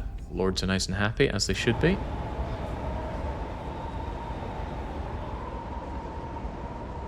Yeah, knowing that we can move goods around in a whiteout does make this a lot more manageable, because it would be easy just to bring over some excess coal or whatnot to keep the place flowing. Especially knowing that back in Grimsby... I am impressed that the game could switch between areas quickly. I would expect the game to chug quite a bit going from one city to another, and maybe it does in the super late game, but right now it's doing it just fine. I don't need that coal, but if I wanted that coal, we could. We turned coal into oil, so maybe putting some oil over to the food colony is not a terrible idea. Could be worse, could be in Birmingham. Most UK cities are now grim. Strong agreement there. However, like I said, I was in Middlesbrough earlier this year. My first time really up spending any amount of time in Greater Yorkshire, and I really like the place. It's more beautiful than the media will ever show you, and the people just seem happier. And on top of that, the prices are lower than a lot of the UK because it's such a destitute area. Oh, this is a little awkward. I don't want this law passing. But it's a coin flip whether it does or does not.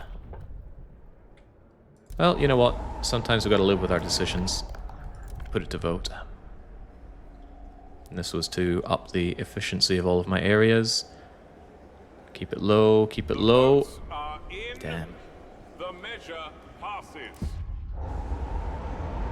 Damn. Okay, well, we've stripped away communal child rearing. The Bohemians won't be happy. The overseers seem pretty damn delighted by it, though. Population will grow up, though. Uh-oh, that could actually be a problem over here. I think I reduced my output due to fewer workers being available. However, I don't need all of this food, so what I can do is actually turn this down to free up people to extract the much-needed steam. Okay, I need quite a lot of people. Give me them steamers. Can I move people over here during a whiteout? No, absolutely not. Do not click this button. It's so tempting. It's got a skull on it after all. But yeah, we can still move vast amounts of resources over, even during the whiteout. Kind of crazy. I'm glad that's there, but it does make me raise a few eyebrows. Gameplay-wise, I'm happy. Can't believe this buried village is still working. Actually, there's a trick I'm missing. I could have my scouts work all of this stuff, as long as the trails are already established. So if you get a feel for where the storm is going, I feel like there's a lot to still be exploited from the Frostlands. Exploitation that I've not been doing. How foolish. But by a similar vein, it's not all that necessary. Feels bad. I'm on the hardest mode and I'm not doing things because it doesn't seem necessary due to how well things are going. This whiteout is much shorter than the first one. I don't think so. It was 60 weeks. The first one was 40 or 50 weeks. The next one was 60, and this one I think was also 60. The temperature will go back up to negative 70, negative 80, negative 70, negative 80. The worst the temperature got in Frostpunk 1 was minus 150, but that was the big freeze. The big show. I really actually don't like that workforce proportion. I want my communal raising going on again.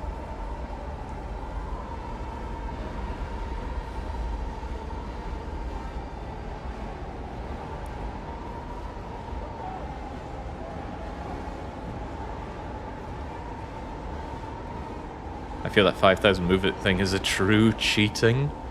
You don't even need to have steady flows of stuff, just shove things over, but you do need to have the hubs available. And that's one thing we consciously did over in Luton. We added all these food hubs so we could actually have the food storage.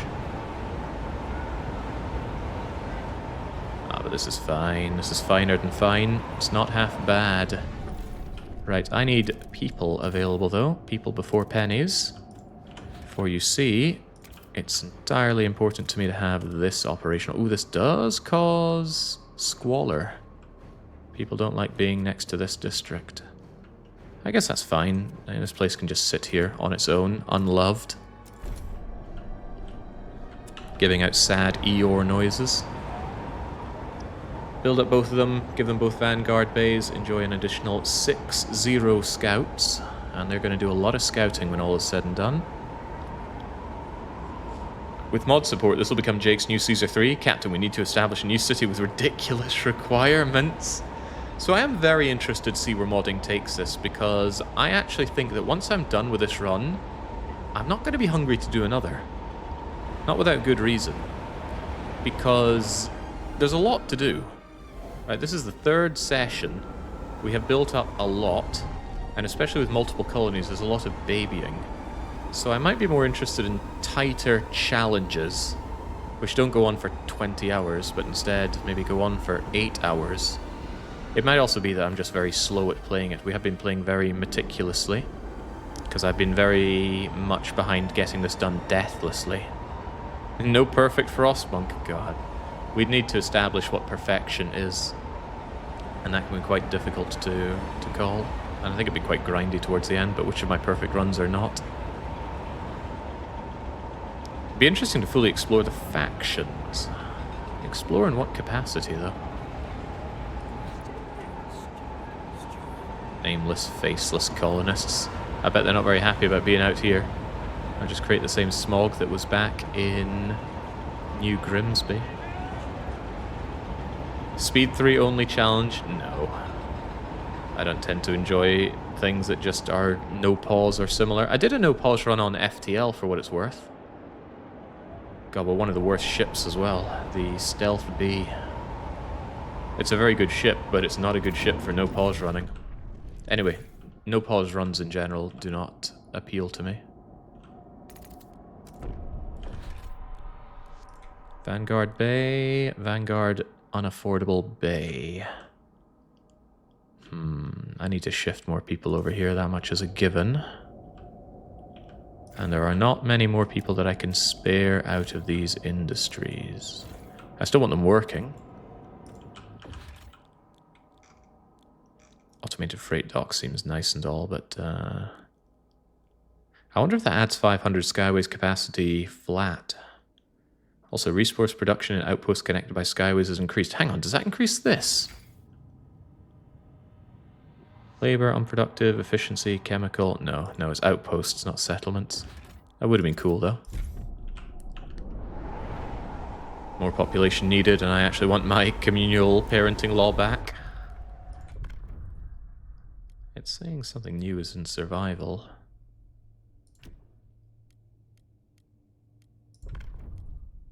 Yeah, give me back my communal parenthood, please. Oh god, it's harder to bring back now. So I should have made a promise to block this rather than having to make a promise to bring this one through. The overseers are strongly against this. I'd need to bring in someone like the foragers. Foragers, please. I will fund your projects. Costs a lot of heat stamps, but you know what? I have a lot of heat stamps.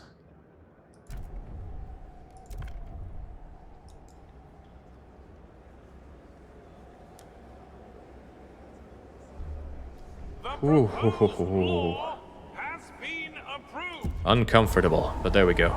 Get those workers back. I wouldn't say we need them, but I do want them.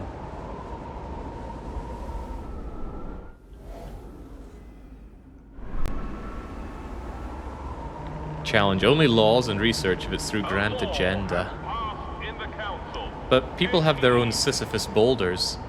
They just keep trying to pass the same law over and over again. So I don't think I'd actually get any law variety that way. I wonder if this is a game you could do lawlessly, though, now that I think about it. None of the laws enable something. They just make life better. Without all of these, we'd have a lot more problems to deal with, especially early on. The infectious badges is how we deal with early disease before you can get things like hospitals. God, that sounds terrifying to do. Truly terrifying. Alright, looks like 14 more weeks of this horror show and we're out of here. And 120 available scouts. Bearing in mind a bunch of them are busy over here. It's good. Life is very good. This buried village will be done in no time, though. If you don't pass laws, you get negative events like the feral children. Yeah, I remember that. From the vertical slice, by not having a children law, they get together and just shank each other to death. So you wouldn't be able to do a deathless, lawless run, even if you were able to handle disease and whatnot. This at least seems like one of the cozier places to live, away from most of the hustle and bustle. Very exposed, though. Jings Mullings, I'm surprised this place hasn't just fallen down. And look at those tiny little support things they're on. Those brittle little support beams are surely going to go in these situations. Maybe I'm reading too much into this. Child Shanks, enter house name. Oh, enter username 3. I suppose you could give agendas and always promise to not let them pass. That's a lot of chaining promises, though. Making promises to get other things through. Oh, right, that's right. I said I'd give the foragers some money. Here you go. At least it increases trust to keep your word, but I'm not happy spending... It wasn't that much, really. That wasn't even 10 weeks of heat stamps. It was 100 weeks of early game heat stamps, though. Game doing its very spaced out autosaving there. It's been over 10 years since I took the stewardship. Oh yeah, no laws, no alcohol. Alcohol has made us rich. Alcohol, city shops, making us 16 ducats every week. When we start the game, you make about 6 ducats a week. Would no influence laws even be possible? Should be possible. Some laws are a bit of a coin flip whether or not they pass, but enough will pass to get you through, I imagine. Hey, it's no longer storm time over in our colony. Can I still shift people around then? No, we need the storm to be lifted from both locations. So everyone's nice and happy over here. Happy enough to get back to work, one can only presume.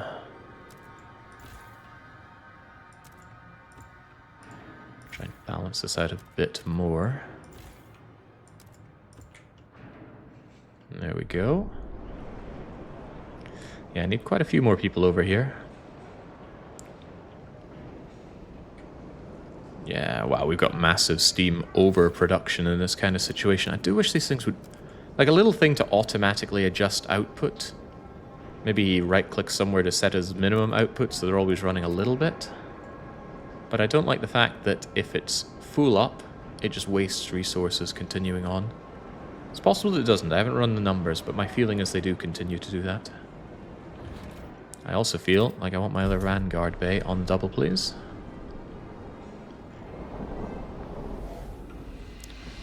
Could we go exploring then? Yeah, we could. We absolutely could. Storm ain't gonna stop us here. Alright then, since I have an obscene number of free scouts, I think we should just scout everything. Or everything that might have something that I'd be interested in. Wait. What we need to find is a fuel colony. What kind of fuel colony, though? I have no idea. I have no idea what kind of fuel it's expecting me to find out here. Well, I know it won't be materials. Just get stuck in, lads. There's much to be done.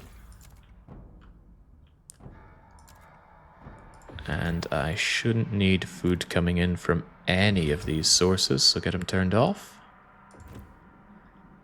The Anderson Scott Research Station on the South Pole stands on stilts and is raised every few years when snow piles up enough underneath. It's raised. Why don't they just clear out the snow? Or would that be too sensible? And eggheads, so easy to destroy. Alright, this is good. It's better than good. It's not half bad. I've even got 7 whole cores sitting spare. Don't worry about that food situation. It'll solve itself. And whilst Grimsby might still be under the storm will very soon be gone.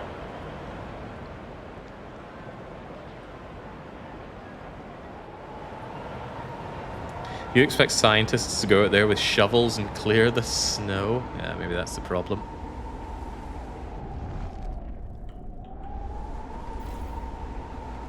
I thought I'd expanded you. I certainly thought about expanding you. I think that's what I cleared this for. I want more spaces for more buildings.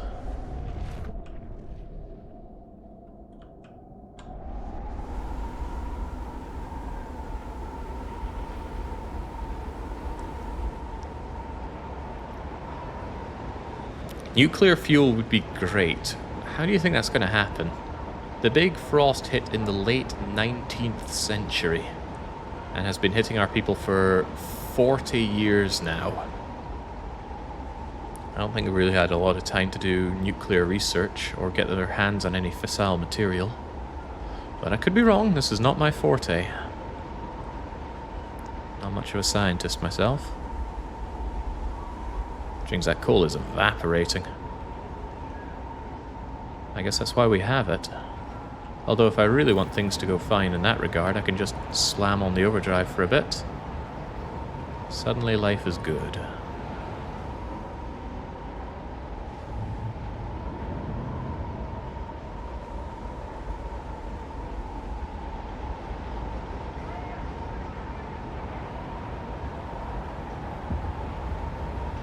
Easy money. Storm has been and gone. Meaning I really don't need this thing on. Does mean I have a bunch of values to consider. Also, I've got a frost land to consider. Any hills or similar to go exploring? I need to find that final area. Although I did also say I wanted to establish the other colony. Not that I really care what the colony can produce for me, but I care about getting another logistics depot and getting more explorers out there. I also care about moving people from Grimmer than Grimsby. over to the other place. Let's get it up to 10,000 population. just a bit too much. How long until the pop increases? Not long. Alright, I'll tell you what I can do in that regard then.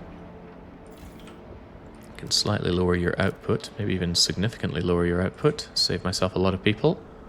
And then when I move them over here, it will not negatively impact. There you go. Reduces my people here, increases them over there, and everybody is happy. And with the extra people we have, we will make sure that our food places work as hard can be. That means there won't be a deficit on the food, although there's about to be a deficit on the places to live situation.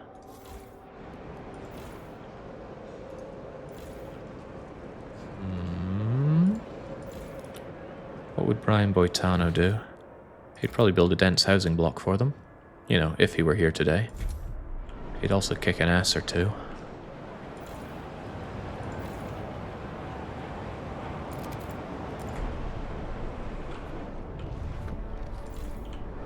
You've already been expanded. You have not, though. Let's change that.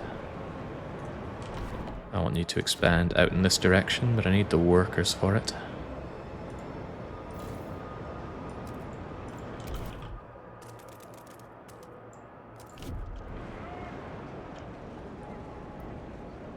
So how infinite are the colony resources, Jake? 100 million food times 2.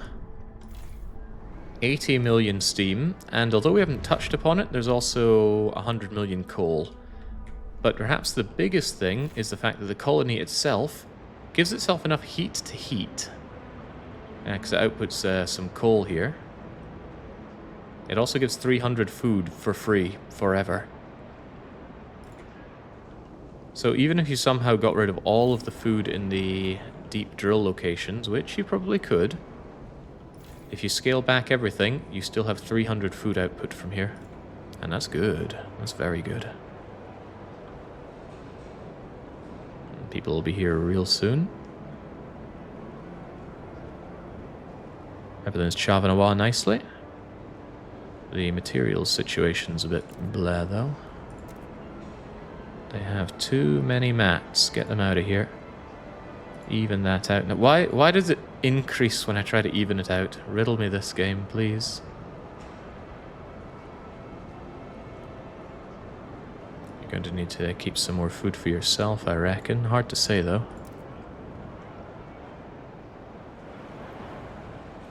Okay, that's strong. I guess there are a few laws that might help. Yeah, laws certainly go a long way to strengthening yourself here. Right, once I get these extra people here, I'll try and flatten out this colony so that it just works and we don't need to think or care anymore about how it operates. To the point where I might even max this out, despite it costing me resources that I don't want to spend, just so I don't need to come back here and faff around with it. We got both the logistic bays operational. Excellent. I love my Vanguard logistic bays. Massive addition to the teams. Alright, let's see what we can do here. Maxing you out. I'm a little sickened by the material costs. But I do drown in materials, so I guess that's not a big deal. Let's try and drain the finite foods first, so they get all the everything. This one matters a lot less. But it will run out, so actually what I could do is I can do that, and then I can put my deep melting drill for additional food down.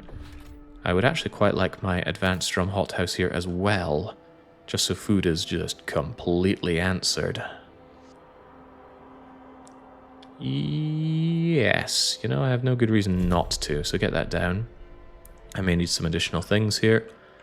I also increased my housing needs substantially. Have another dense housing block then. Is anything being built currently? No, but I do need dense housing block, and if any of these housing areas could be further increased, like you, that should deal with all of my needs. Well, all sans one, but that's okay. And then with that... they're going to need quite a bit more materials. And more goods.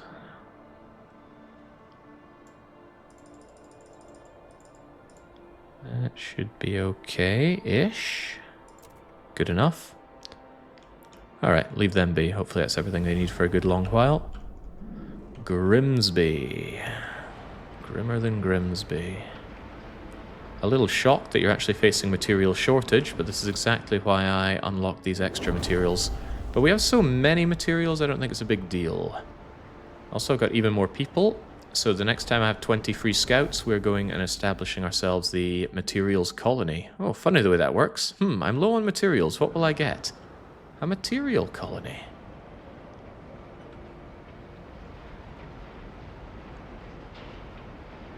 The reason it doubles the amount sent is because it doesn't match equilibrium, but it just adds the flat demand to be delivered, it seems.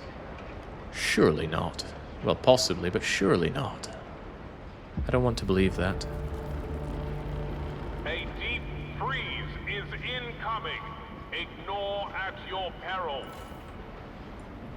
That's fine though. We have plenty of oil flowing in. And in fact, since I have some free people, I could actually stand to bring in some of that absurd... You know, if I'm going to drink oil, let's drink from the finite places first. Get them chalked off on my list here. Where did I explore and where did we discover? Here we go.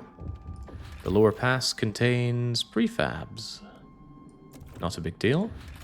It contains people. People before pennies. Later, though. But it's good to have access to so many people. We may just want them. Escape from toil. Some medical staff are concerned that a growing number of patients are abusing our hospitals. The concept of recovery hospital is great, don't get me wrong. Do no harm and all that. Some people are milking it. Meanwhile, the waiting list grows. You're 100 years too early for this.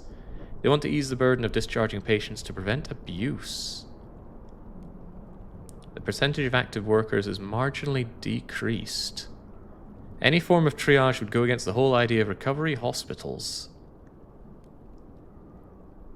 There's a difference between recovering and slacking off. I can handle trust going down. That doesn't seem like a problem.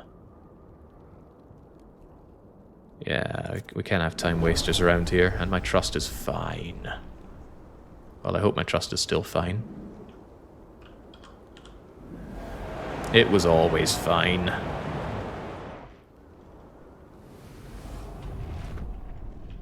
Alright, what else we got out here? A whole load of materials. A sad hill cemetery. Tombs have been desecrated by wild beasts or grave robbers. And then the Endless Reach contains a lot of food for Grimsby. Don't harvest that, but I like to keep it harvested so we know we have lots of food available out here. And then a whole bunch of food that we really don't need at this point. The scale is off the charts. Was there anywhere else that we finished exploring? I think that's 1, 2, 3, 1, 2, 3, which means let's go and establish somewhere. So where is to the... I know you can't really go northeast of Grimsby, but let's just say north of Grimsby. What's a horrible British location north of Grimsby? And if you say Edinburgh, I'm going to smack your lights out. Right, we need to connect a path. The path needs to be a skyway or else we're out of luck. Looks like if I connect you over to all of this and then make the rest of it a skyway, we're in a good place.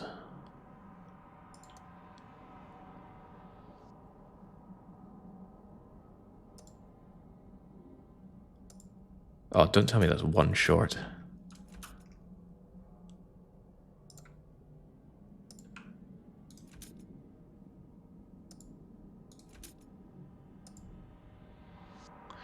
It's exactly telling me that it's one short. Alright, different plan.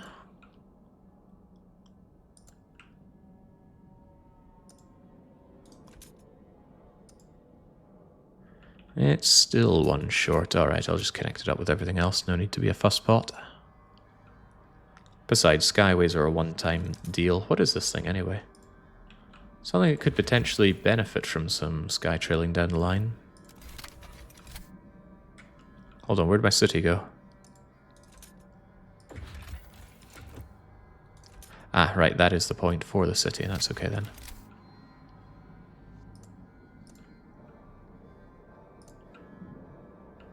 Maybe going to here would help?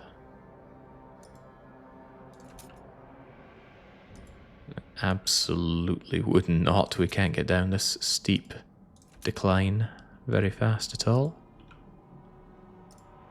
There you go. 6 weeks and a whole lot of my materials, but worth it for the colony I'm about to establish. While we're at it... While we are at it... Aberdeen, we need some Scottish representation. Aberdeen for materials doesn't seem right. Aberdeen should be the fuel colony.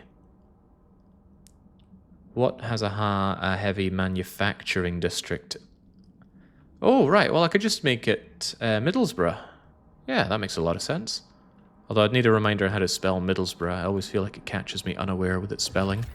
Go and check this place out. This might have the materials we're looking for.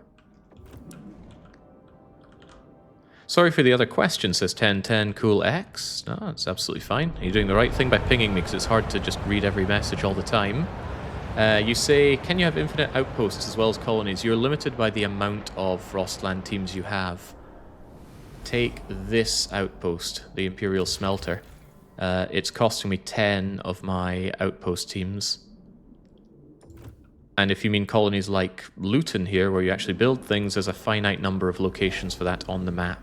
And of course you only have the one main city. There's another thing that I think I missed.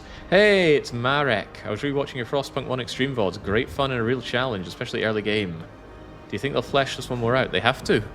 They sold a season pass for this. Deluxe edition came with, I think, 2 or 3 DLCs. So they are forced to, in a way. The foragers are furious that you have recently demolished the untreated sawmill. You promised to construct a building of this sort that was ages ago! And it was finished!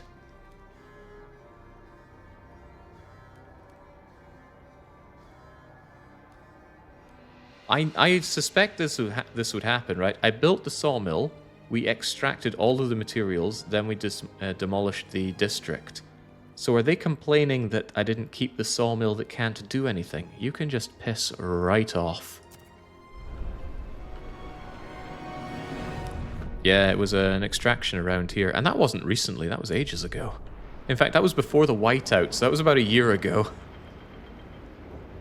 Some people, man, some people. Yeah, I'm happy to give this game a fair toss. I think some people are giving this a very unfair dismissal. Of course, it's not my business what other people play. Because it's not quite like Frostpunk 1. I take issue with that idea, actually. It is a lot like Frostpunk 1. It's just districts are very different from placing down individual buildings. Alright, we've got something else mapped out in the Frostlands, and I don't know where it is because telling me the river does not tell me where I just charted. So again, that was convenient. It's right here. There are lots of people to bring in from the Frostlands, and we may be doing that in our endless quest for population. And another landmark. Have we finished the road? No, that's still a little bit away. And I do have the spare teams to get that done, so I want to continue my... Hello, Crevice Fields. Look at those oil wells. Doesn't that look a lot like somewhere that's going to give us an oil outpost? If you think yes, then I think I agree with you. Yeah, I need some kind of, you know, like little side things that say question mark in this direction and it changes where you are. If it's down in the bottom right, then it would move along like so. But that's just my giant head telling me these things. I'm often told I'm big-headed. Oh god, what's going on back home?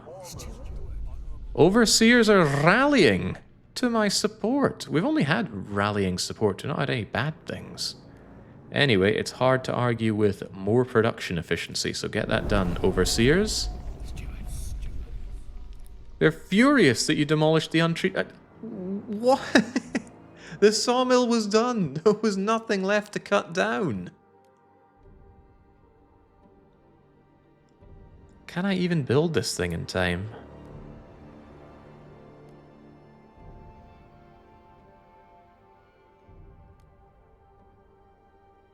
Well, they're just foragers. What are they going to do? Sod off.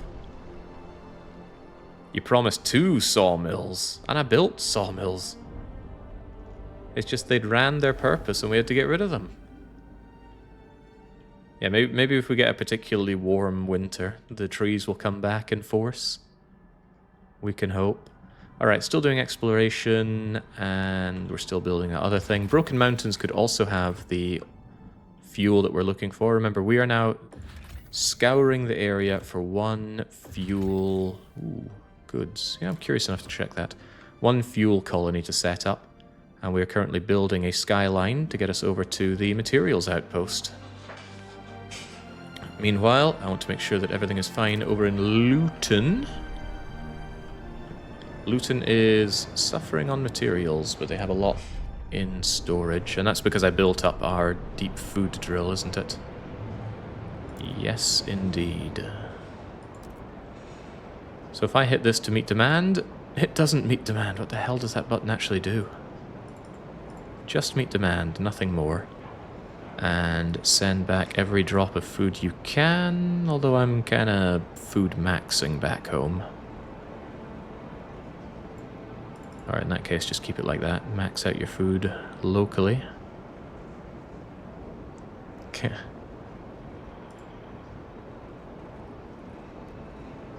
Fine. I like the idea of just keeping this in perpetual stasis, more or less, but the changing temperatures do impact on things, don't they? Maybe not that much. Right, there's some unexplored stuff out here, and the road is not yet built, so what have we discovered? Discovered quite a lot, it seems. 1 core. I hear that's as many games as we have for the PlayStation 5, so let's take it. And a coal stockpile that we don't really care about. A lost battalion of lords! Solid walls of a camp stand strong in the freezing wind. The resourceful community within claims to be descendants of imperial soldiers. Kept their families together ever since, an accomplishment many of our scouts envy. They'll abandon their walls for the better... These are 4 words that do not go together. Better life in Grimsby. Trust me, lads, it's not worth it.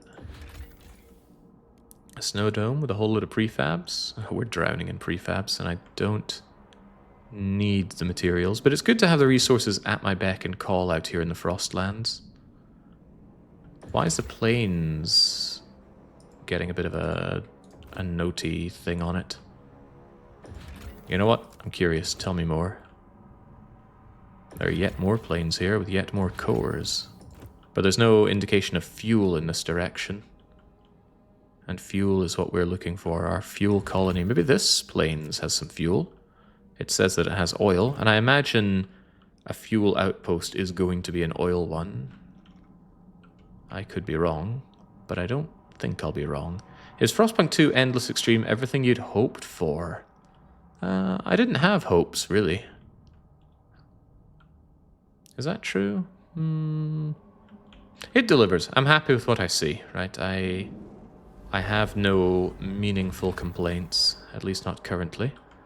Goods. You know, my goods stockpile has never been that fat. So I'll keep that there so that I can have it as and when I need. And yet more people. I certainly like the Frostlands. I really like the Frostlands. It definitely needs some UI love.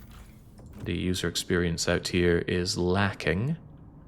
But mechanically, I really like the Frostlands that they've made for Endless Mode.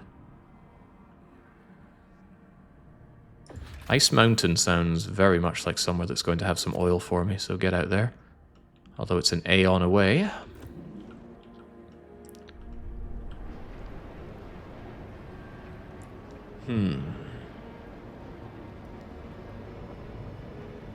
The meet demand button is broken, I think. Yeah, I think so too. That's all the more reason to give the game a bit of a rest after beating our way through this. Give the game a bit of post-release love and see where it goes from there. After all, when I was slaughtering my way through Frostpunk 1, It wasn't even when it was a new release. I think I picked up the game about half a year after it came out. And my first run was pretty amateur. I just ran the new, what was it, the new London, beat it, and then went, oh, well, that was something. And then I sat in it for a while before I really came back. It was a bit shocking, though. There was no, at least to my knowledge, there was no high-level play of Frostpunk out there. You couldn't really find a lot of information on high-level play. There weren't videos about it. Maybe that's why when I did them, it made such a splash. But I never regarded it as a difficult game to really break open like that. It was a game, it was very good because it looked like it was difficult. You saw all the horrible oppressive things, all the people getting sick, your resources dwindling, and it looks like you never have anything to work with. But mechanically you do. Just get rid of morality and you absolutely do. This game, kind of the opposite, really. It doesn't look hard in any way. Although we did have to struggle early on to get what we have. UI, just so you can click and find the previous explorer, please. Yeah, that is very much on my wish list. Right, the population grows, everything looks quite good except materials. But we're working on that material outpost, right? Damn right, we're right. Sod the oil. Get me Middlesbrough. And I'm, in 15 weeks, going to need the spelling for Middlesbrough, please. Hey. Did I have 3,000 colonists to spare? Yeah, I think I did. And if I need more people, we can just harvest them from the Frostlands. No, it's not Middlesbrough. It's Middlesbrough. Like R-O-U-G-H, like we love to have in the UK. Thank you, Keynote.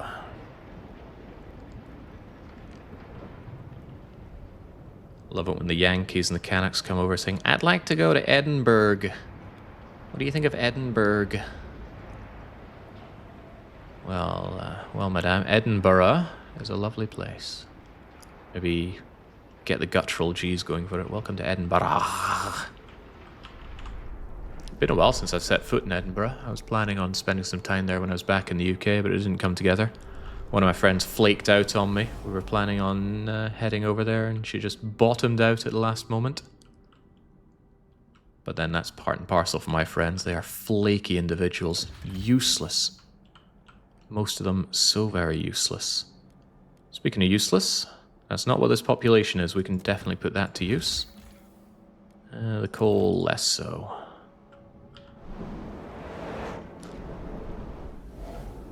I can understand being short on time or being short on money, but my friends are all short on both time and money, and I'm just wondering how. Most of them have done all right for themselves. How do they keep having no time and money? Right, no point looking anywhere other than places that seem like they're going to have not materials, fuel for me. So if I see fuel, I go for fuel. But I actually think it's a place we're heading to in the south. Looks like a very promising fuel district. Your apprentice from the dangerous aspects of your job. This is how they learn. Responsibilities, Jake. Like, 2 of them have kids, and those are the people that actually do have time and money. Admittedly, you have to meet up with them whilst they're out pushing their prams and whatnot, but at least they make the time. Having kids, loved ones, and pets, they tend to get in the way. Oh, sacrificing so much of your love for that. Alright, city's looking good. Ooh, I've got this little jewel thing as if to say there's a law that I should be passing. No indication of where the new one is, though. No, no, no, no, no. Wait, weather adjusted shifts suddenly became new? We already passed that. We know about Apex workers, but we don't want any... Well, I don't want any fancy rules like that. Unregulated treatment, mandatory schooling, youth programs, mandatory marriages. Yeah, for some reason dedicated motherhood became a little shiny rule or shiny law, but we don't want that. We want as many workers as we can squeeze out.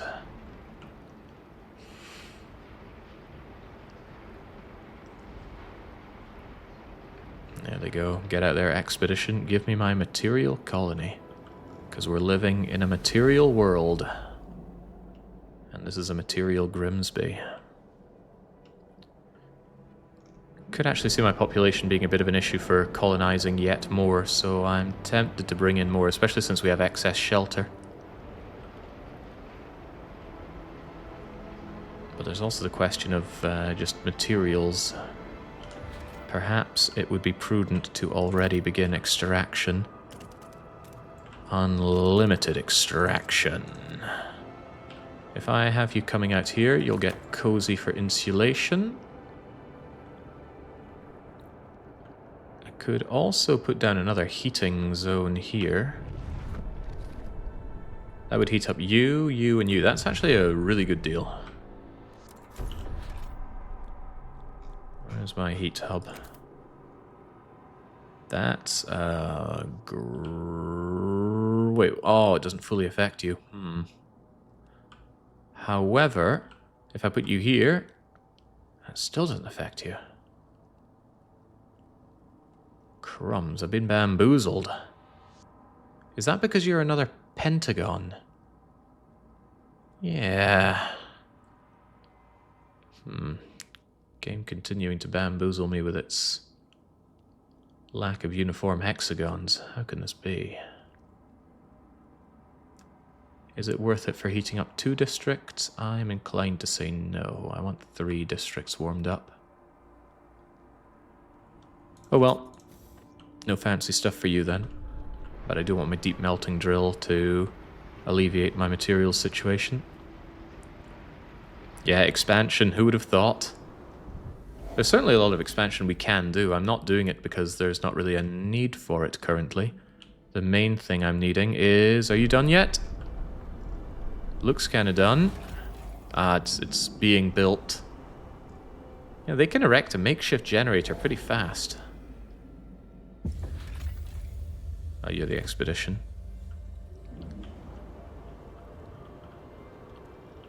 Come on, you buggers, get that done.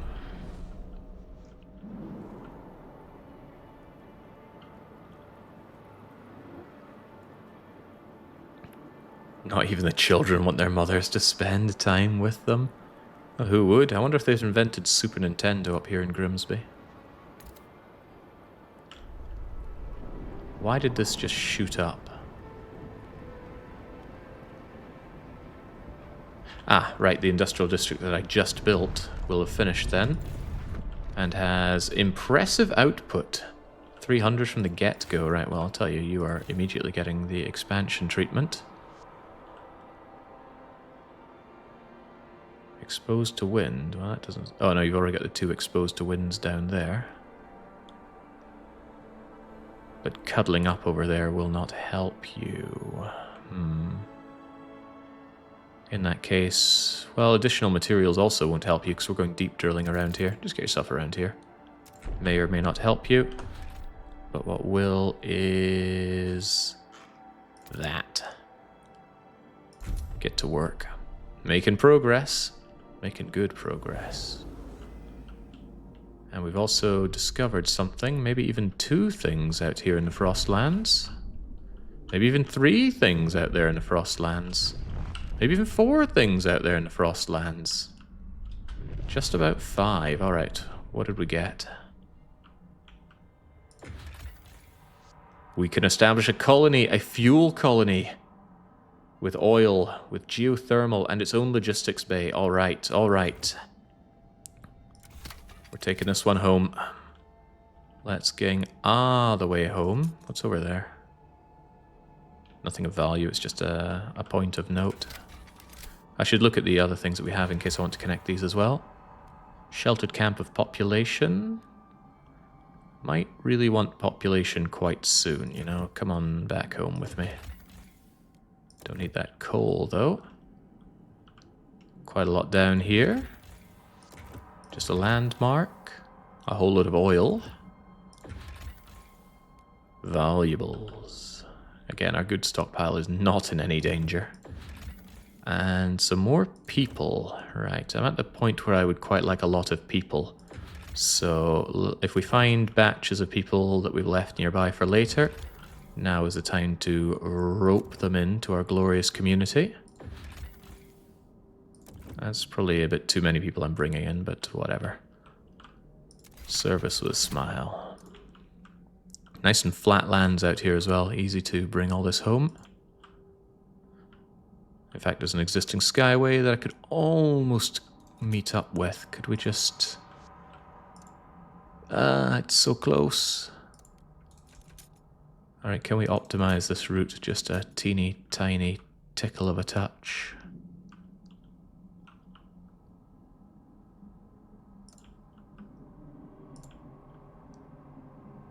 That is a no. Okay then. How about like that then? At least then we link up with that oil place. So in how long to build this? In 4 weeks this will be built, and in another 15 or 20 weeks to establish the colony. And then with all the people we're bringing in, we'll be able to shunt them over to the colonies as well. To a monthly checkup at their local recovery hospital. In the last autumn, you build a generator. Till it's too late. In the last autumn, you build a generator in 100 to 200 days with 500 people, but you colonize with 3,000 people. Yeah, 3,000 hardened individuals as well. Not babied, pampered people from... Was it Birmingham? I'm going to assume it was Birmingham. Anyway, we got Middlesbrough now. Hey, it also begins with an M. This stuff is preordained. So what was it? Middlesbrough? Or was it Middlesbrough? Oh, crumbs, somebody even spelt it for me and I managed to forget. Middlesbrough. Good enough.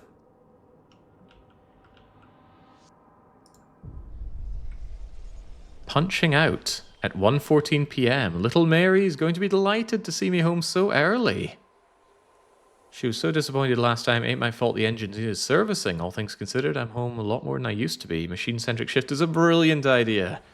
It's us who adapted to the machines, not the other way around. Machine-centric shifts are reshaping work habits and family life. That's the future we wanted, right? We make everything so efficient that we don't have to work hard. A pipe dream. Right, so it's going to get very cold very fast here because the shelter demand isn't there, and also, you know, the generator's bleeding off for some reason. And for whatever reason can't be turned on. Ah, unlike the other district, this one does not inherently output fuel. Okay, so we sent people over here with nothing to turn their generator on. Ain't that sweet? And there's no stockpile to shove things over here. I really wish they had inherent stockpiles. Oh well, do not worry about it. Crimsby to Middlesbrough. Enjoy, I don't know, 100 odd coal for now. Let's not have you be starving. Let's not have you want for goods. And you don't need these materials for now. You'll just... well, you have nowhere to put them. And that should allow me to generator on. And then we absolutely need to build you guys up. But where? Well, do I even need to build you up that much for output? I just need to shunt people over here. Wow, look at all the prefabs. That is pretty fab.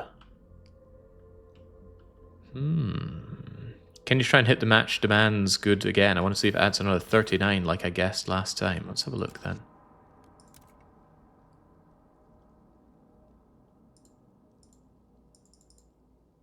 Goes up to 28. What if I bring it down to nothing? Goes up to just... it gives me too much. For why, I don't know. What's the current demand anyway? Current demand is 14. Can we say that it's doing double? I don't know. Anyway, away that goes. I need to expand this place. What am I thinking for you? I'm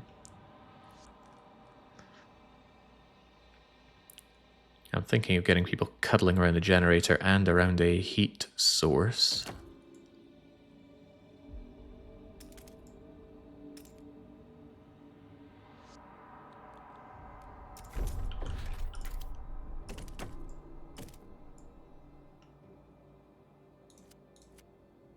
If it's here, you'd need to be somewhere like... Yeah, maybe I'm overthinking things. Often am.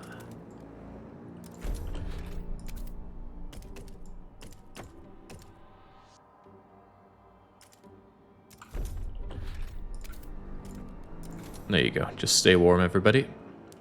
I will transfer people over, and what I have them do, I'm not entirely sure. You're meant to be a materials colony, so it stands to reason I should be grabbing these materials, although having geothermal heat on hand could be handy. I do just love having geothermal heat over in the colonies, because it's such a self-serving thing to have.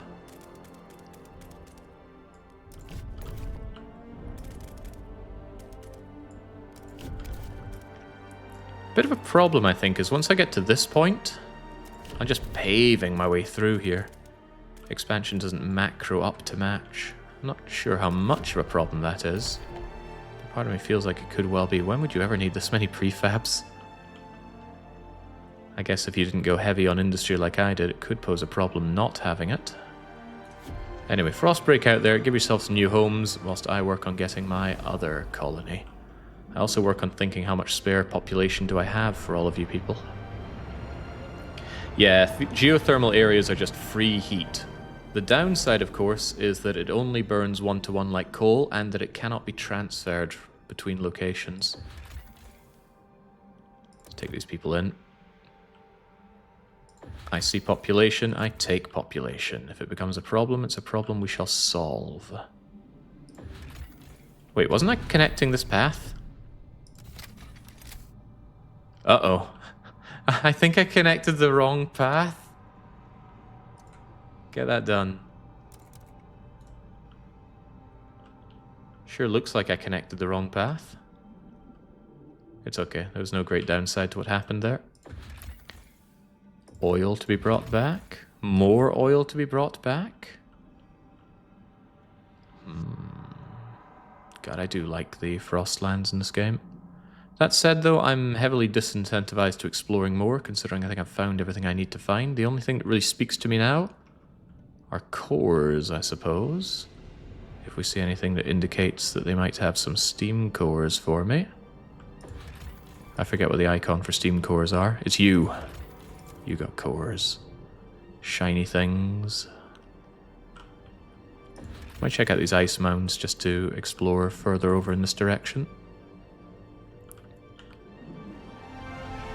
Is Utopia always the same map, or is it random?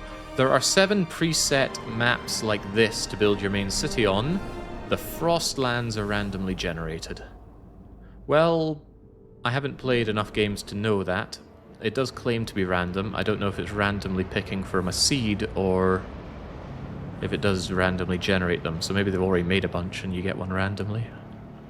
Don't know. Maybe someday I will know. Maybe not today.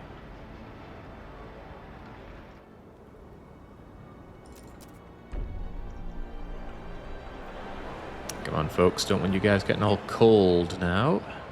Oh, that's right. I also want hubs over here, don't I? It's not particularly important where they go, but if I don't have a place to stockpile...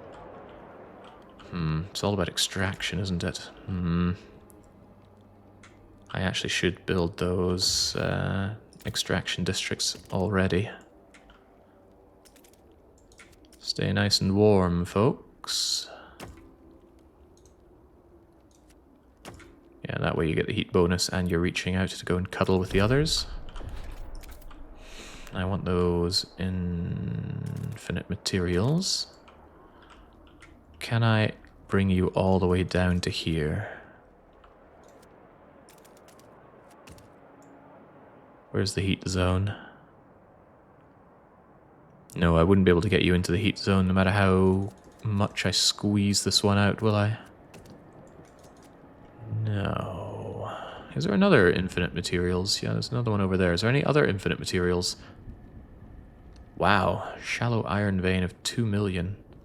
But that's not the infinite stuff. It's the 100 millions.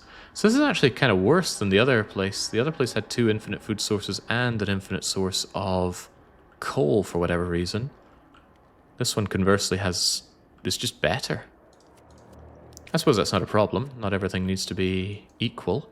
In fact, I've passed a lot of laws proclaiming how much I don't like equality. Alright, just build out then. My other consideration, of course, are the hubs that I plan on putting down here.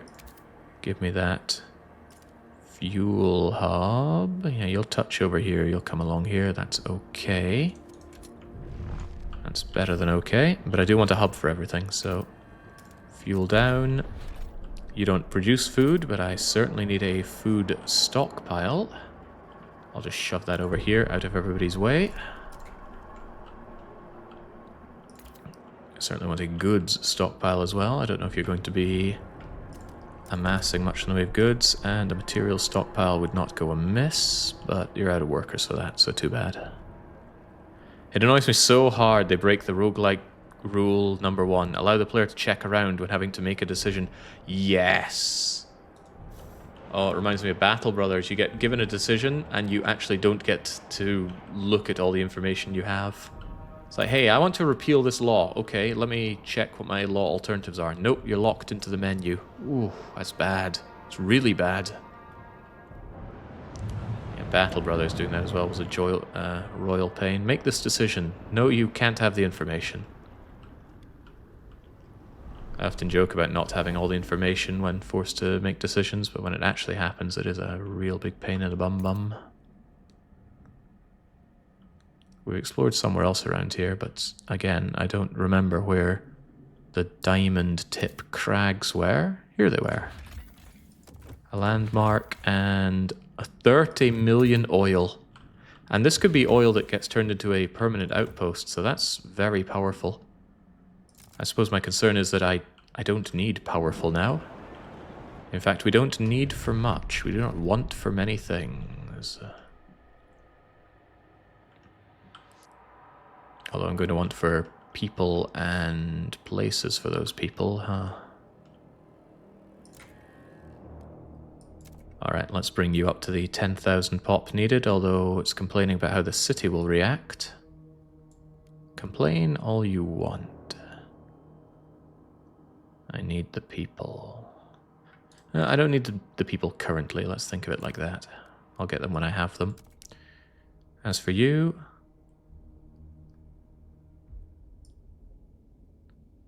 Meet demand. Meet demand button doesn't work. Wait a second, something doesn't seem right here. Leave this be. The heat demand is a problem, though. And of course we have...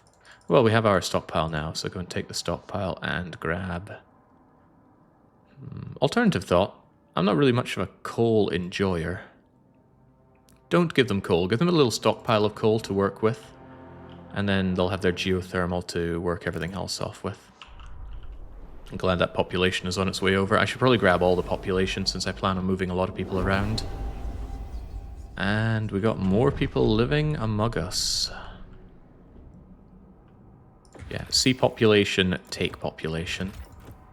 Can only imagine the crime and other problems this would really cause, but not my problem currently. This thing could boost population growth, but that's not a concern for us. It was good to learn the lesson of unsustainable population growth during the story mode in a safe environment, though. In Battle Brothers, it's often not worth doing convoy missions, too slow to travel. Yeah, I certainly agree with that now. Sure, it's dangerous, you don't know what you're going to be fighting, and bottoming out just ruins the whole thing, but they're so tempting, because, you know, you get paid, you get food... You actually get some people to help you out in the fights, even though they're a bit terrible at it. Alright, let's send over what we can spare over to Middlesbrough. Don't like the way the game just hums and pauses when you do that. And also, we are looking to establish you. Sending employed workforce, so that's okay. We're bringing people back on the double. And we're actually on the cusp of victory here. I don't know what victory looks like in this. For some reason, this was our ambition. We didn't really get any lore explanation as to why this is our ambition, but we're doing it. Convoy missions are great for well-supplied effects on cities, giving cheap tools and food. Yeah, if you think it'll work out well for you. Outsiders, be reminded to maintain your residency rights. You must remain productive at all times. I'm curious what the speaker is going to say when you pass laws that just allow anybody in. Currently, we only allow productive outsiders, but you could end up only allowing, or allowing everybody, or nobody. So what else would he be saying in that situation? I do not know. 11,000 prefabs. Still wish it gave me the actual number. Look at all that wasted space in that tooltip. Tell me exactly how many prefabs I have. The tooltips are a lot of wasted space, and then they end up like this and they don't work. This sort of information should be aggregated. Or like a right click for more information. They actually had pretty good in-depth information screens in Frostpunk 1. Don't know why they largely did away with that. I'm sure they have their reasons, and I'm equally sure those reasons are not very good. The need for housing is dire. Although I'll be shipping them off to the colonies. They're not freezing over here, which is good. But the people aren't over here yet to expand business.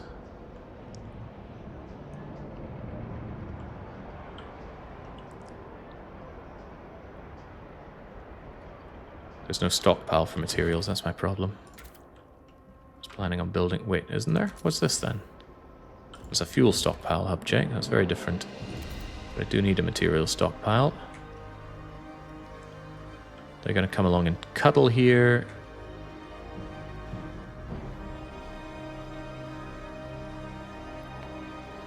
Trying to think where and how I put things down to maximize my gains. I do like my gains. You come along here to cuddle. Can't touch you together. This feels like a glorious waste of space, but it's actually a good place for you. Get over there. That way you can come down here. And you can go wherever. Truly doesn't matter. I've had the frost-breaking teams that take you out that way. But ifs and buts.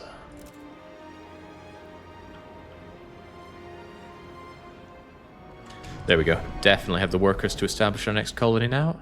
We're going to get this done before the next whiteout. No questions asked. Cool. How long until that's done? 15 weeks. That's construction time, though. They need time to get over there from Grimsby.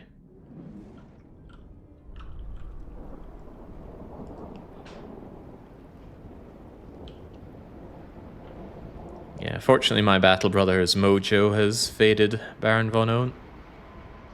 And that's just as well. I know you can play that game for hundreds upon hundreds of hours. But for me, when fights get routine, I'm done with the game. Smashing camps to get the next shiny weapon does not hit me with that sweet dopamine. Not in the same way that, I don't know, getting legendary things in Avorion does. That, and when I'm that late in the game, I just want to hit the AI button and watch my bros go for it. Just wish the AI was a touch better. Okay, I don't know how people could play like this. Bouncing between 3 colonies is already agonizing. Knowing that there's a 4th coming in makes me very glad I postponed doing the colonization. It's not that it's terribly bad an idea, but I feel like I can't just leave them alone. If there's one issue, like this, for example, we've got Squalor over in Luton. I didn't notice. There was nothing indicating that there was. What if it had grown and people had died? My Deathless run would be out the window. Anyway, Squalor, no doubt coming from the fact that I could make things better, but did not. Have a moss filtration tower to deal with that, please. This area is going to need a lot more housing, isn't it? It already needs a lot more housing.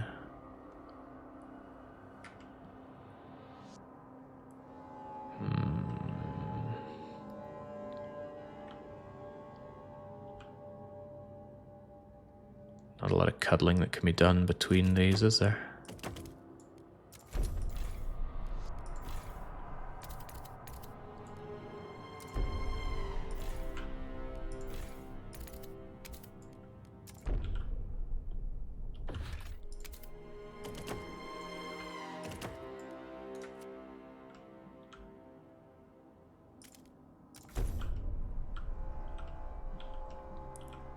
this built up, get people happy. Need to get people fed as well.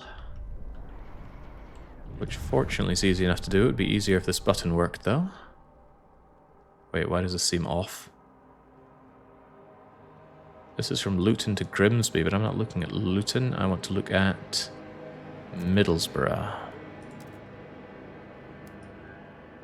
Feed Middlesbrough people. Give them goods. Heavens knows we have too many goods. Back home. Yeah, I'm glad this is coming to an end here because this kind of faffing about is tedious.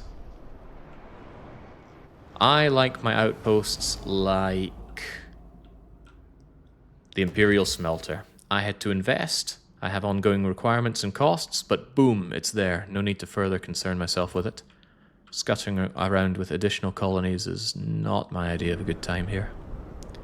I wonder if and when other colonies gets bigger, they'll have their own factions as well. No, to my knowledge, they only ever have their normal colonist community, which have no special interests. They just get on with life.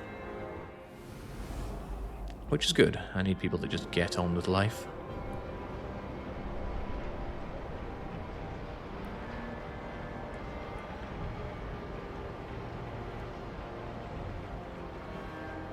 It's great that colonies don't grow in population, so you have to pay too much attention to them. Yeah, that is true. I think once you get them set up, it's easy enough to just keep everything in stasis. But getting to that point, I wonder. Every little change you do is going to change materials, goods, foods, housing. Then you balance that out, and then finally you balance it out with a mother colony. Yeah, I get this is what some people want, and some people very vocally wanted this when talking about Frostpunk 1. Oh, I wish we could do this, that, and the next with the districts or additional colonies. But I am unconvinced. I also haven't saved at all this session. Let's change that. Endless Extreme. It's still 01.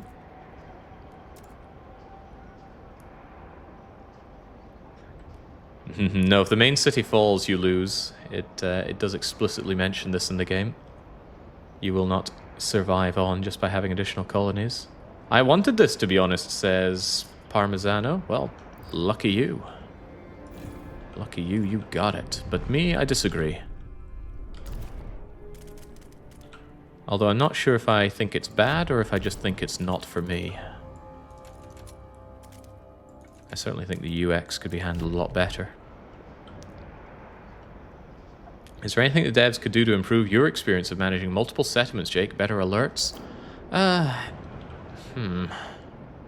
Definitely better alerts.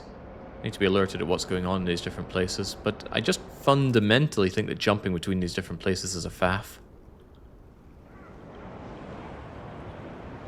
It would also be nice if you didn't have to worry so much about these little things. Take Stronghold 2, for example. Pretty terrible game, Stronghold 2, but it brought in the estates system. And the estates, you would build them up. You would settle hovels and things there so they could build population. But you didn't have to worry about any of the micro nuisances you have in your main city. You never had to worry about gong or crime or rats or any of that. And that made them a lot easier to manage because you just cared about their output and their population, and you dealt with them accordingly. Defenses as well, I suppose. And that made them far less of a bother, because even if you left them suboptimally, they're not going to die to crime when you're not looking. Because bouncing around the map constantly looking at lots of micro cities is not my idea of a good time.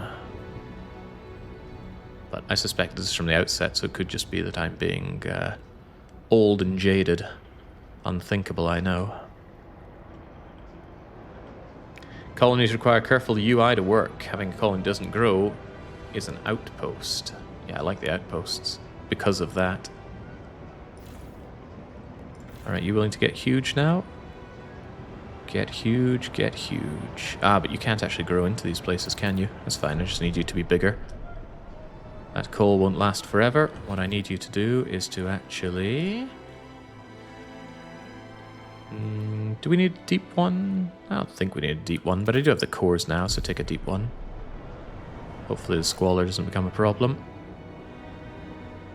Absent, diminishing, love to see it.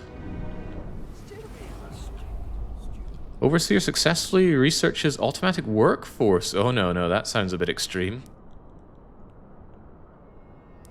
The overseers have extended their activities to a new district and erected a stage to hold periodic rallies. During the most recent event, they announced their new ideas regarding automated workforce, the results of their private study.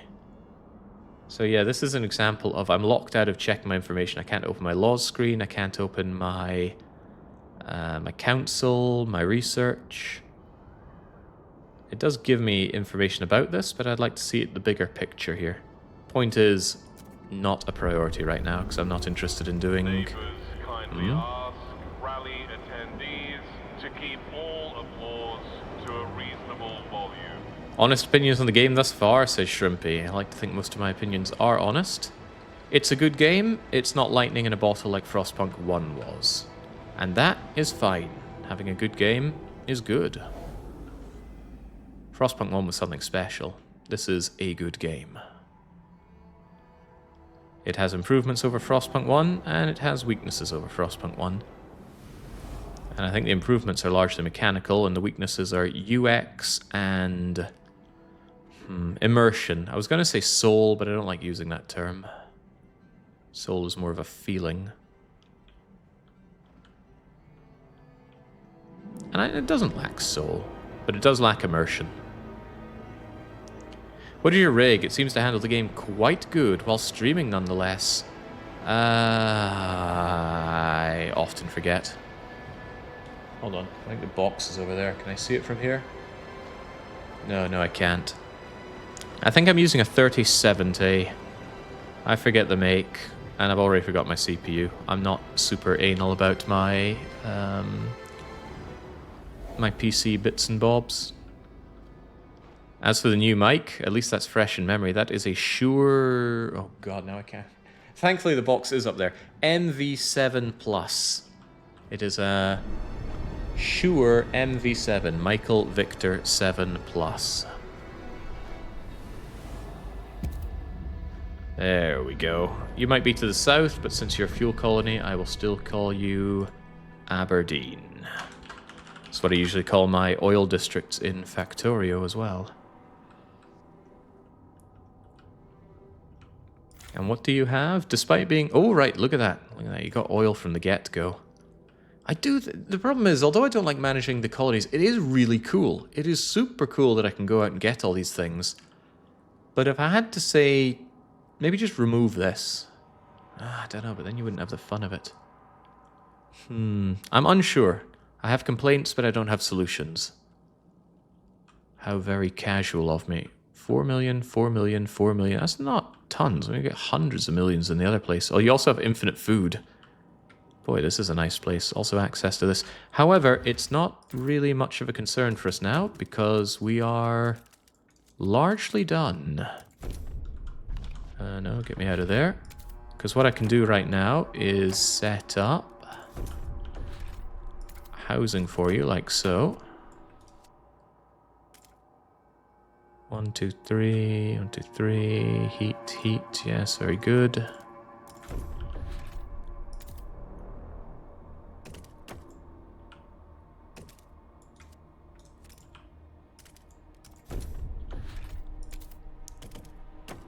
And what I can do now is shove loads of people over here, and all is relatively well. Just slamming these things down because it's of little consequence at this point. Although that generator isn't going on without... No, it's got the fuel, doesn't it? Get that thing on. Nice thing about oil is that it burns twice as good as coal. And let's get you sorted out. Let's... of course there's no hubs, is there? Damn the need for hubs. And the need for hubs is dire. Alright, since I don't really care where they go, here's a hub for fuel. Here's a hub for materials. Here's a hub for goods. Here's a hub for foods. Once those are erected, I can just shove over whatever. And that should keep you good. With you, we just shove over people till you hit 10,000. This is a very delicate slider. I could do with some more precise movements here. That's as good as we can get. And then the fuel colony. Can I get you up there without issues back home? No, but also yes. Mostly yes.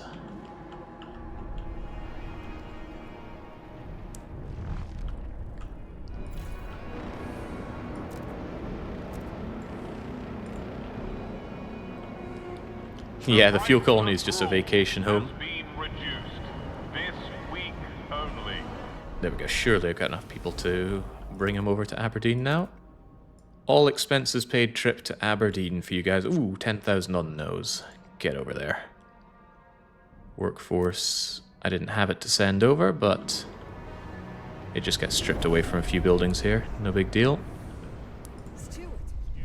Empowered by your support, the overseers have extended their activities to a new district, and they're willing to give me even more production efficiency, you say. Actually, perhaps workforce would be nice right now, but let's have what little workers I do have working harder. And I just freed up a lot of shelter locations, but we still have people coming in from the Frostlands. Am I crazy, or can you not build any buildings in iron depots? You are not crazy. You were probably looking at my building work in Aberdeen. That's Middlesbrough. I thought I clicked on Aberdeen. No, maybe you weren't looking at anything on mine, because I don't have iron here, but I think I have iron in Middlesbrough, right? Yeah, here we go. We've got iron right over here. Let's frost break out that iron, as an example. It does chug a bit on speed 3, but that's to be expected. You can just extract it. Boom. Your question might be, what can you build in the extraction district? And the answer is... foundries. Silicon sand is utilized to smelt iron ore. 200 material output from a silica factory on iron. That's pretty good. Compare that with a sawmill's 170. It's a bit better. Oh, it could be even better. Look at that. Blast foundry for 250. Nice. But yes, foundries are your answer for iron. Why would you want iron over wood, you might ask? The iron vein is enormous. 2 million compared to generally, yeah, 57,000. That's damn good. So yeah, if you set one of these up, it's going to go for a very long time, but it will exhaust. So what you need is a super frozen forest, which has 100 million available, and then your deep drill will go and get that forevermore. Or evermore will be nevermore, forevermore. Just trying to make sure there are no problems. There are big problems.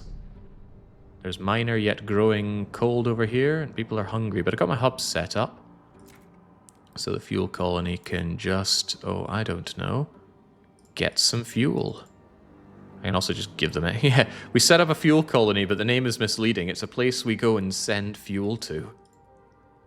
Glorious. All right, have some food. I don't care that much. Take a full load of food. Take loads of materials as well. Take loads of goods. We're just rounding this one off. Sending over the last of our peoples to have our colonize the Frostland done. There is a whole lot more that can be done here, but survival stopped being a question around week, I don't know, 200, 250. There was that slight food scare, but we had the solution at our fingertips all along. Basically, Captain Mode, first try, demolished, needs to be harder, right? We didn't even need any fancy laws and we got it through. Also, it keeps not bringing me to the right place, I swear. Protest, people, for the sake of your future. Bohemians? Oh my, the Bohemians have begun a series of protests. I haven't even done anything. What are they so angry about? They have a formula. They drape the main hub of the district in fabrics, cover the ground with carpets. They lie down in silence, but the rest stand guard. Anyone tries to disturb them is immediately pushed back. Access to district critical machinery is blocked off. We lie in protest. We lie and dream of a future we desire. A future where mandatory marriage is but a distant memory. Let us be heard in silence. Wait, didn't I repeal mandatory marriage?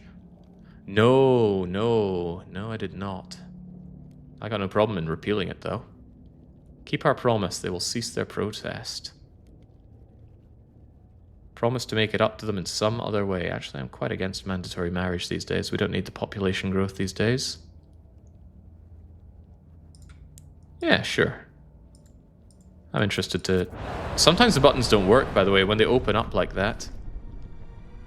Have rallies and protests in the same city at the same time caused an achievement to pop. Yeah, so overseers rally to my support, and you do not. But I made a promise, and I'm good at keeping my promises, so... Mandatory marriage will be repealed. Well, I'll try to repeal it. Well, why is my trust... Why do I have no trust? What happened here?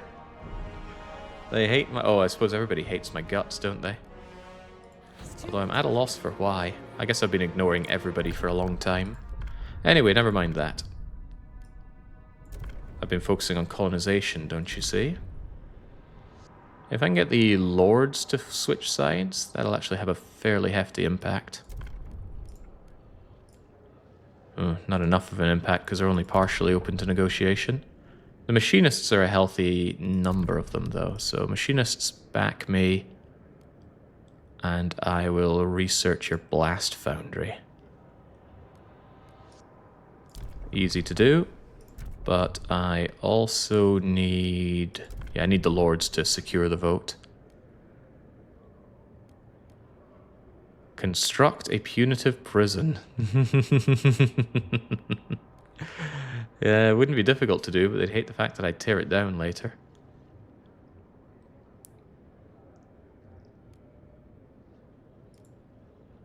I don't want to enact that law. I basically don't want to do law stuff. I'll construct a prison. They're trying to build a prison, etc., etc. But yeah, I wonder how long until people forget or stop caring about you tearing down something you care to build, because it was over a year since I tore down that that sawmill. There we go. Now, where's that prison? Or where is the prison? Build one punitive prison. Where is the punitive prison? Ah, here it is. Ah, but I lack the workers. That's a good laugh. And let us research a blast foundry. Hey, we were talking about foundries just moments ago. There's your blast foundry. Your blasted foundry.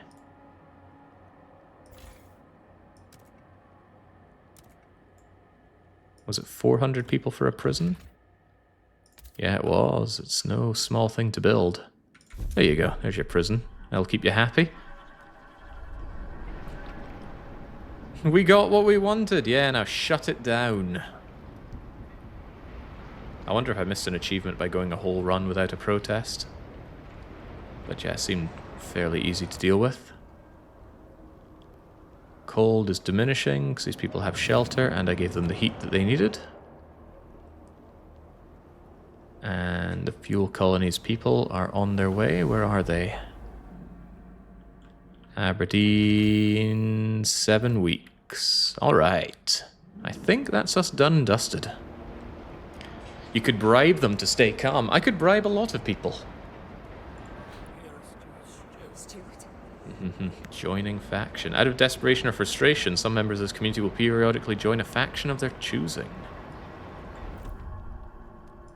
But we're keeping all of our demands. Yeah, people are by and large not really liking me, but I'm drowning in heat stamps, so I think it's a good time to just go around and tell everybody they can have a good fat chunk of cash. Even my overseer friends. What's the point in having loads of money if you don't just share the wealth? Well, there's a fairly small cooldown on it, so it's a lot faster to fund people than it is to demand their money. Yeah, I guess they still don't like the tea cash that I took for myself. Thought they might get over that, but they do not. There's also the idea that if I want people to love me, some communication hubs would go a nice long way. If I'm drowning in resources, I see little reason not to invest it accordingly. It's not propaganda. I'm just telling them what they need to hear. What happened, Jake? I thought the hippies like you. The hippies bounce back and forth more than any other faction. From protesting to neutral, almost liking me. It's amazing what a little bit of bribery can do. I do like the political system in this game. It's not too nuanced, but it shouldn't. Well, it probably shouldn't be. I do like playing around with the laws. I do like the fact that things are kind of grey. It's certainly a lot better than Frostpunk 1. James, how long did it take? Like 12 days, 14 days to go from you've just settled here to you're establishing the Fourth Reich? Wait, considering the date, probably not. But yes, going full authoritarianism just by passing laws as the captain. Game gets a bit laggy at this point. See the lag spikes that we have with the game. Dut, dut, dut, dut. I feel like we can make the game a lot larger from here. As in, the city is about 1/3 full. Pity for prisoners. Pain is part of the punitive process. Yeah, our main city looks to be about 40% full. And the colonies are very empty. I imagine this game hits a pretty horrific performance death wall if you grow everything as large as it can be. Is it possible to play without death in Frostpunk 2? Yes, this entire run has been on maximum difficulty and nobody has died. All these people saying, oh, I'd rather walk into the frozen wastes than have Jake be my boss. It's like, well, if you live under my rule, you are immortal. You don't want that, then that sounds like your problem. Not only that, people live in luxury. Although I don't know why cold is growing here. Ah, right, yes, I added all these people, but I didn't give them housing. Easy peasy to solve. Actually, couldn't I just give them the housing districts? They're also hungry.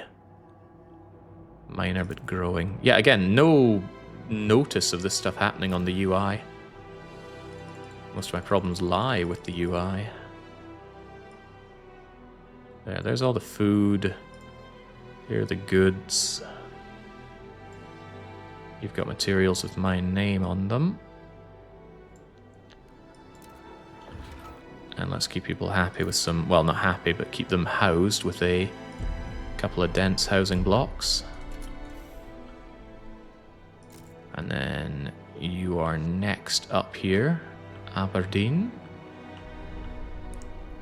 The game implies people die of old age and the pop tool. Yeah, that's a given. So there are no unavoidable deaths, I suppose is what I'm saying here. Do you have an extreme law that you like, despite any issues it might have? I haven't actually passed any extreme laws, because I haven't had to. Gosh, people love me so much. What a burden. Hey, there we go. You have fulfilled the ambition you set for the city. People stop in awe when they realize this once far-fetched dream has become a reality. For the first time, few doubt that a rich future lies in store for this place. Some even dare to call it a utopia. Easy freaking money. You did it, steward. You came in with a vision, a promise, and you delivered. Some sacrifice... Name one. Name one sacrifice that was made for this. You can't, for there were none. Can you hear the crowds under your windows? It's your name they chant, your success on their lips. You gave them a purpose, something worth living for, something worth fighting for, a future. I have done my duty.